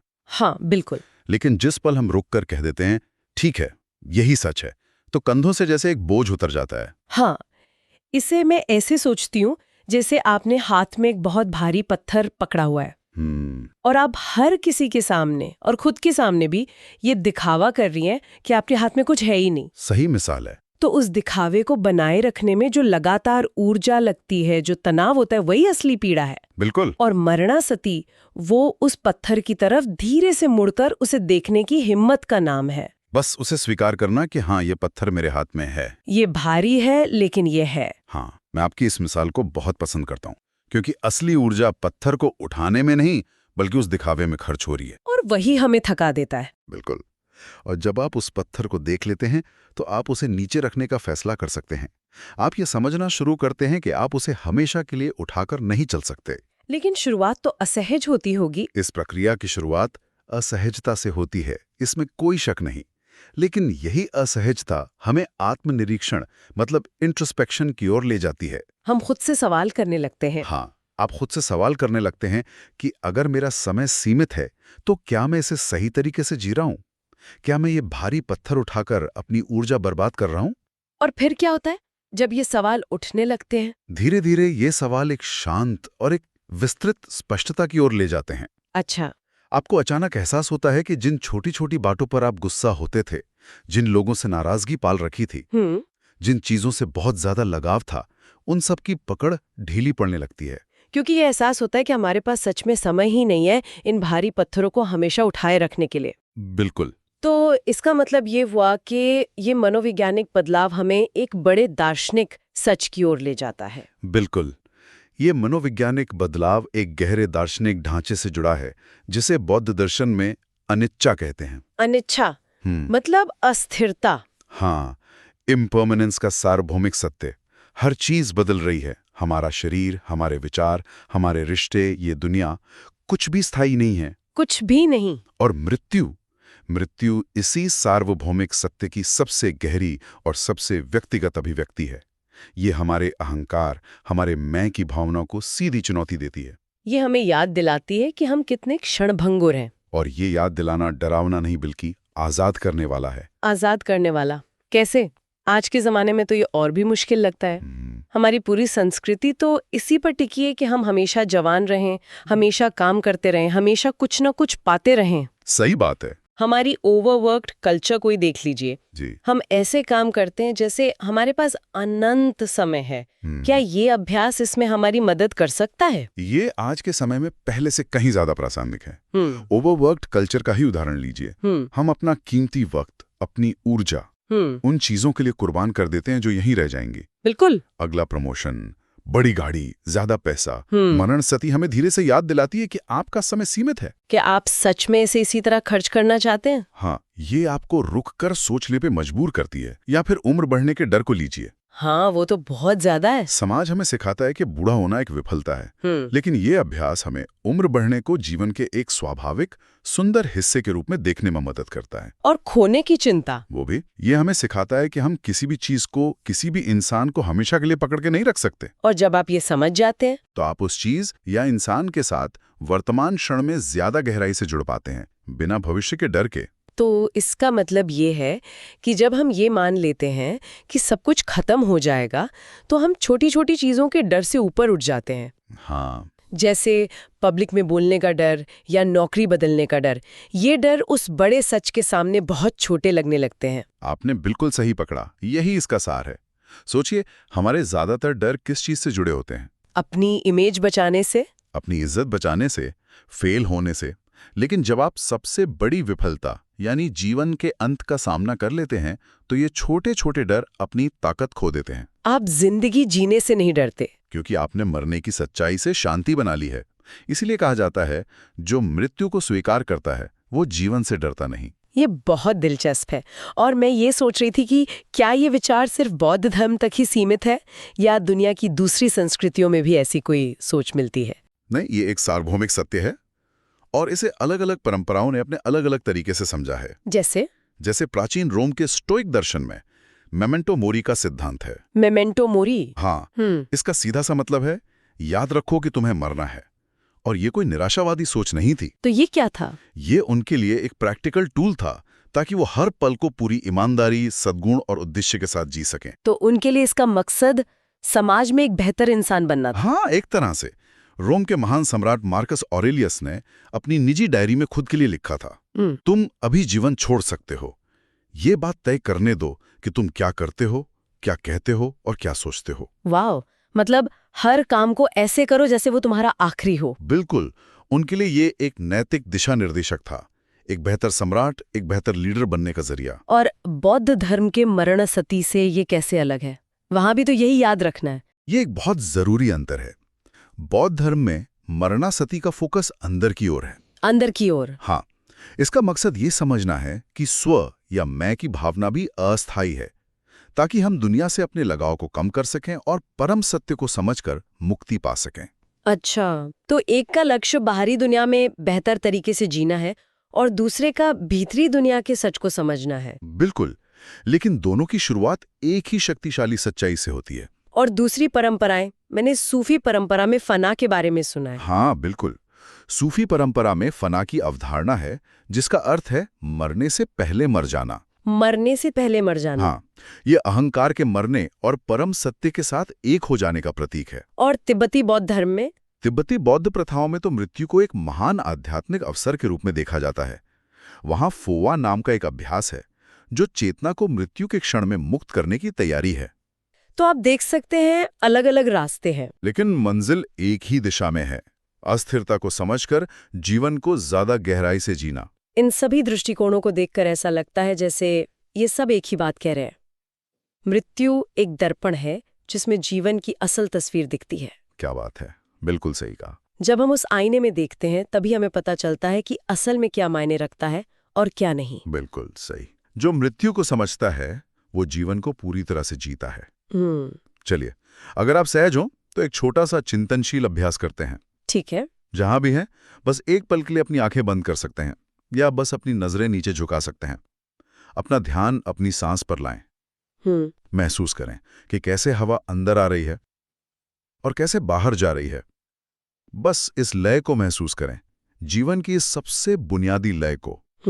अब बिना किसी डर या घबराहट के बस उस दिन की कल्पना करें जब ये सांस रुक जाएगी।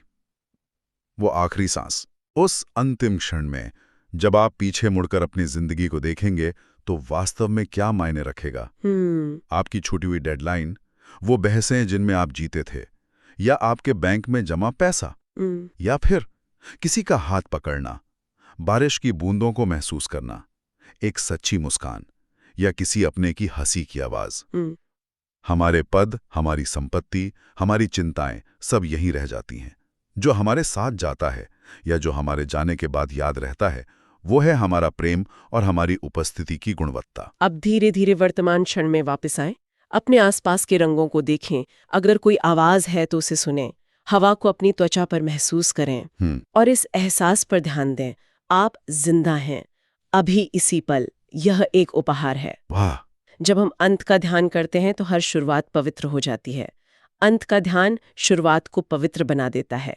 हर पल एक नई शुरुआत है, जिसे गहरी कृतज्ञता के साथ देखा जा सकता है। ईमानदारी से कहूं तो जब आपने ये अभ्यास करने को कहा तो एक पल के लिए थोड़ी असहजता हुई, मन पीछे हटना चाहता था। क्या ये सबके साथ होता है? उस डर की भावना से शांति तक का सफर कैसे तय होता है? ये असहजता बिल्कुल स्वाभाविक है। ये उस प्रक्रिया का पहला और जरूरी हिस्सा है। मरनस्थिति का अंतिम उद्देश्य यही है कि वो हमें इस असहजता से निकालकर स्पष्टता तक ले जाए। ये छोटी छोटी चिंताओं और तर्कों को खत्म कर देता है। बिल्कुल। और ये हमें घबराहट यानी पैनिक और तात्कालिकता यानी अर्जेंसी के बीच का अंतर सिखाता है। ये बहुत जरूरी है। हाँ, घबराहट डर से आती है। यह आपकी ऊर्जा को बिखेर देती है, आपको पंगु बना देती है। और तात्कालिकता? तात्कालिकता स्पष्टता से आती है। ये आपकी ऊर्जा को सही दिशा में केंद्रित करती है, सही मायने में जीने के लिए, पूरी तरह से प्यार करने के लिए और जल्दी माफ करने के लिए। मतलब ये हमें याद दिलाता है कि क्या सच में जरूरी है और क्या सिर्फ शोर है। हाँ, ये अभ्यास हमारा ध्यान सतही चीजों से हटाकर वास्तविक और स्थायी चीजों पर केंद्रित करता है। संग्रह से जुड़ाव की ओर, प्रदर्शन से उपस्थिति की ओर। स्टीव जॉब्स ने एक बार कहा था कि ये याद रखना कि मैं जल्दी मर जाऊंगा जिंदगी के बड़े फैसले लेने में मेरा सबसे महत्वपूर्ण उपकरण था। उनके लिए ये स्पष्टता का एक जरिया था। बिल्कुल। और ये हमें उस अंतिम सत्य की याद दिलाता है। मृत्यु का स्मरण जीवन को गहरा, सच्चा और मायने भरा बना देता है। इस चर्चा को समाप्त करने के लिए कोई औपचारिक अंत नहीं है, बल्कि एक खुला हुआ विचार है। एक सवाल है जिसे लोग अपने साथ ले जा सकते हैं। बिल्कुल। ये सवाल इन सभी विचारों से निकलकर आता है, ये जानते हुए अपने आसपास देखें कि हर कोई जिसे आप देखते हैं एक दिन मर जाएगा, और ये भी कि हर कोई अभी जीवित है। इस एक जागरूकता से आपके लिए क्या बदलता है? कभी कभी ऐसा लगता है ना, हाँ, कि दिमाग एक बहुत भीड़ वाला घुटन भरा कमरा है। हाँ बिल्कुल। आवाजें एक के बाद एक, मैंने वो क्यों किया, कल क्या होगा, वो मुझसे बेहतर कैसे है, हाँ मुझे और करना चाहिए था। ये एक ऐसा शोर है जो मतलब कभी बंद ही नहीं होता। और हम अपनी पूरी ताकत लगा देते हैं इन आवाजों को बदलने में, उनसे लड़ने में, उनको चुप कराने में। पर शायद हम गलत जगह पर जोर लगा रहे हैं। शायद असली शक्ति विचारों को बदलने में है ही नहीं, बल्कि असली शक्ति तो बस उन्हें देखने में। हाँ, और ये सुनने में बहुत उल्का लगता है ना, बिल्कुल, कि कुछ न करना ही सबसे बड़ा काम है। आज हम इसी की गहराई में उतरेंगे, जिसे पुरानी परंपराओं में चित्तानुपस्सना कहते हैं। मन और उसके अंदर चल रहे नाटक को बस देखना। हाँ, एक दर्शक की तरह। ये कोई लड़ाई नहीं है, बल्कि एक तरह का सरेंडर है। और इसी सरेंडर में जादू है। जब उन्हें बिना जज के बस देखा जाता है, ये समझना कि मन आप नहीं है, वो बस एक प्रोसेस है, एक गतिविधि है जो हो रही है। तो चलिए फिर उसी उलझन से शुरू करते हैं जहां हम सब अक्सर फंसे होते हैं। जब हम अपने विचार बन जाते हैं। हाँ, जब कोई चिंता का विचार आता है तो वो सिर्फ एक विचार नहीं रहता, वो हमारी सच्चाई बन जाता है। सही बात है। सूत्रों में बुद्ध के शिष्यों की हालत का जिक्र मिलता है। वो थक चुके थे इसी मानसिक शोर से। मन में हर वक्त अतीत के पछतावे, भविष्य के डर, दूसरों से तुलना, ये कहानियां चलती ही रहती थी। और ये सिर्फ दिमाग में नहीं होता, इसका असर शरीर पर भी पड़ता है। कंधे भारी हो जाते हैं, सीने में एक अजीब सी जकड़न। बिल्कुल। और मनोविज्ञान की भाषा में इसे कॉग्निटिव फ्यूजन कहते हैं। एक बहुत फैंसी शब्द है। हाँ। फैंसी शब्द है, पर इसका मतलब बहुत सीधा है। अपने विचारों से पूरी तरह चिपक जाना। ये मान लेना कि जो विचार मन में आ रहा है वही सच्चाई है। हाँ। जैसे मुझे चिंता हो रही है और मैं एक चिंतित इंसान हूं, के बीच का फर्क ही मिट जाता है। अच्छा। यहां मैं और चिंता एक ही चीज बन गए। बुद्ध का सबसे बड़ा डायग्नोसिस यही था कि दुख दुनिया से नहीं आता, वो आता है दुनिया के बारे में हमारे मन की कहानियों से पूरी तरह जुड़ जाने से। बिल्कुल। हम अपनी ही बनाई कहानियों में ऐसे खो जाते हैं कि हमें याद ही नहीं रहता कि ये सिर्फ कहानियां हैं, सच्चाई नहीं। और फिर जिंदगी में कभी कभी शायद कुछ पलों के लिए एक छोटा सा गैप आता है, एक क्रांतिकारी पल, जब पहली बार ये एहसास होता है, रुको, मैं इस विचार को देख रहा हूँ। हाँ, जब मन में वो पुरानी कहानी चलती है, मैं किसी काबिल नहीं हूँ, और उस कहानी में डूब जाने के बजाय एक हल्का सा अलगाव महसूस होता है। अच्छा, देखो ये विचार फिर से आया है। ये एक छोटा सा बदलाव है, पर ऐसा लगता है जैसे पूरी दुनिया ही बदल गई हो। हाँ, यही वो मेटा मोमेंट है, यही वो पिवट है। इसे डिफ्यूजन या वैचारिक दूरी बनाना कहते हैं। अपने विचारों से अनहुक होना। बिल्कुल। जैसे आप मछली हैं और विचार एक कांटा है, और आप पहली बार उस कांटे को देख पाते हैं, उसे निगलने के बजाय। वाह, ये सफर है, मैं चिंतित हूं से मैं देख रहा हूं कि मेरे अंदर चिंता के विचार उठ रहे हैं तक का, या और भी सरल, यहां चिंता मौजूद है। भाषा का ये छोटा सा बदलाव बहुत गहरा असर डालता है। लेकिन एक मिनट, तटस्थ होकर देखना, बिना जज किए देखना, ये कहना बहुत आसान है। पर जब कोई बहुत दर्दनाक या डरावना विचार आता है, जैसे किसी अपने को खोने का डर या कोई पुरानी शर्मनाक याद, तो उससे दूरी बनाए रखना तो लगभग नामुमकिन लगता है। हाँ, मन तो तुरंत उस पर चिपक जाता है। क्या इसकी शुरुआत किसी और तरह से होती है? बहुत अच्छा सवाल है, क्योंकि शुरुआत में ये नामुमकिन ही लगता है। कोई भी सीधे गहरे समुद्र में गोता नहीं लगाता है ना। सही बात है। शुरुआत होती है छोटे छोटे कम चार्ज वाले विचारों से, जैसे अरे आज मौसम खराब है, या मुझे ये काम करने का मन नहीं है। हाँ बिल्कुल, इन छोटे विचारों को पकड़ना सीखे। अच्छा, ये मन नहीं है वाला विचार है, आप उन्हें अच्छा या बुरा नहीं कह रहे, आप बस उन्हें नोटिस कर रहे हैं। जैसे सड़क पर गाड़ियों को आते जाते देखना, आप हर गाड़ी के पीछे भागना शुरू नहीं कर देते। धीरे धीरे जब आप इस मांसपेशी को ट्रेन कर लेते हैं, तब आप बड़े ज्यादा इमोशनल विचारों के लिए तैयार होते हैं। और तटस्थता का मतलब इमोशनलेस होना नहीं है। अच्छा, इसका मतलब है विचार को वो ईंधन देना बंद कर देना जिससे वो जलता है, और वो ईंधन है हमारा ध्यान और हमारा विश्वास। वाह, तो ये सिर्फ एक दिमागी कसरत नहीं है। अगर हम अपने विचारों को ईंधन देना बंद कर दें तो वो बस आते जाते रहते हैं। हाँ, इससे तो मैं की पूरी धारणा पर ही सवाल उठ जाता है ना। बिल्कुल, कि अगर ये विचार मैं नहीं हूं तो फिर मैं कौन हूं? मुझे लगता है बौद्ध दर्शन में भी कुछ ऐसा ही है। अनत्ता और अनिच्छा, आपने बिल्कुल सही पकड़ा। जब हम अपने विचारों को सिर्फ देखना शुरू करते हैं, तो हम बौद्ध दर्शन के दो सबसे गहरे सिद्धांतों को अनुभव करने लगते हैं। हाँ, सीधे अनुभव करने लगते हैं। अनिच्छा यानी इम्पर्मनेंस, और अनत्ता यानी नॉन सेल्फ। हम देखते हैं कि कोई भी विचार हमेशा के लिए नहीं रहता। हर विचार एक लहर की तरह उठता है और चला जाता है। गुस्सा, खुशी, डर सब अस्थायी है। और यहीं से सबसे बड़ा सवाल उठता है, अगर सब कुछ बदल रहा है तो वो स्थायी मैं कहाँ है जिसके साथ ये सब हो रहा है? ये एहसास हमें उस पहचान से आजाद करना शुरू कर देता है, हाँ, जिसके बोझ तले हम दबे हुए हैं। तो ये समझ हमें इस सोच तक ले आती है कि मन मेरा नहीं है, मन सिर्फ एक प्रक्रिया है। ये सुनने में थोड़ा अजीब लगता है, जैसे मैं अपने ही दिमाग से अलग हूं। हाँ। पर जरा ऐसे सोचिए, मन भी हमारी आंखों और कानों की तरह एक इंद्रिय है, एक सेंस ऑर्गन। अच्छा, आंखों का काम है देखना, कानों का काम है सुनना, और मन का काम सोचना।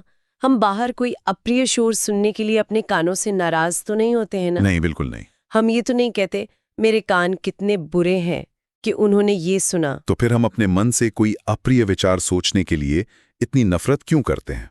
ये नजरिया हमें मैं ये सोचने के लिए एक बुरा इंसान हूँ वाली शर्म से निकालकर, मन बस अपनी पुरानी कंडीशनिंग और यादों को प्रोसेस कर रहा है कि एक अवैयक्तिक प्रक्रिया तक ले जाता है। बिल्कुल, ये आप नहीं है, ये बस मन का काम है। और मुझे लगता है कि ये सिर्फ कोई पुराना दर्शन नहीं है, ये आज की जिंदगी की सबसे बड़ी मुश्किलों का सीधा इलाज है। हाँ, जैसे ये जो चिंता के लूप्स बन जाते हैं, एंजाइटी लूप्स, एक ही बात को बार बार सोचते रहना। चिंता असल में टाइम ट्रैवल है। टाइम ट्रैवल, हाँ, ये भविष्य के बारे में एक डरावनी कहानी है जिसे हम वर्तमान में महसूस करते हैं।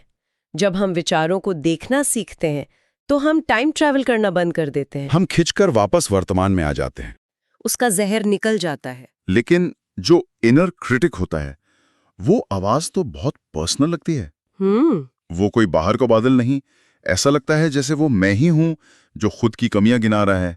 तुमने फिर गड़बड़ कर दी, तुम कभी नहीं सुधरोगे। हाँ, क्योंकि वो आवाज हमारे बहुत करीब होती है। उसे एक बाहरी चीज की तरह देखना तो और भी मुश्किल होगा। बिल्कुल, लेकिन देखने के अभ्यास से हम उसे भी आप या सच्चाई के रूप में नहीं, बल्कि कंडीशनिंग की एक गूंज के रूप में देखना सीखते हैं। कंडीशनिंग की एक गूंज? हाँ, वो आवाज असल में हमारे माता पिता, हमारे शिक्षकों, समाज की रिकॉर्ड की हुई आवाजों का एक मिक्स टेप है जो हमारे अंदर बज रहा है। एक पुरानी टूटी फूटी रिकॉर्डिंग की तरह। बिल्कुल। और जब आप उसे इस तरह देखते हैं तो वो अपनी सारी शक्ति खो देती है।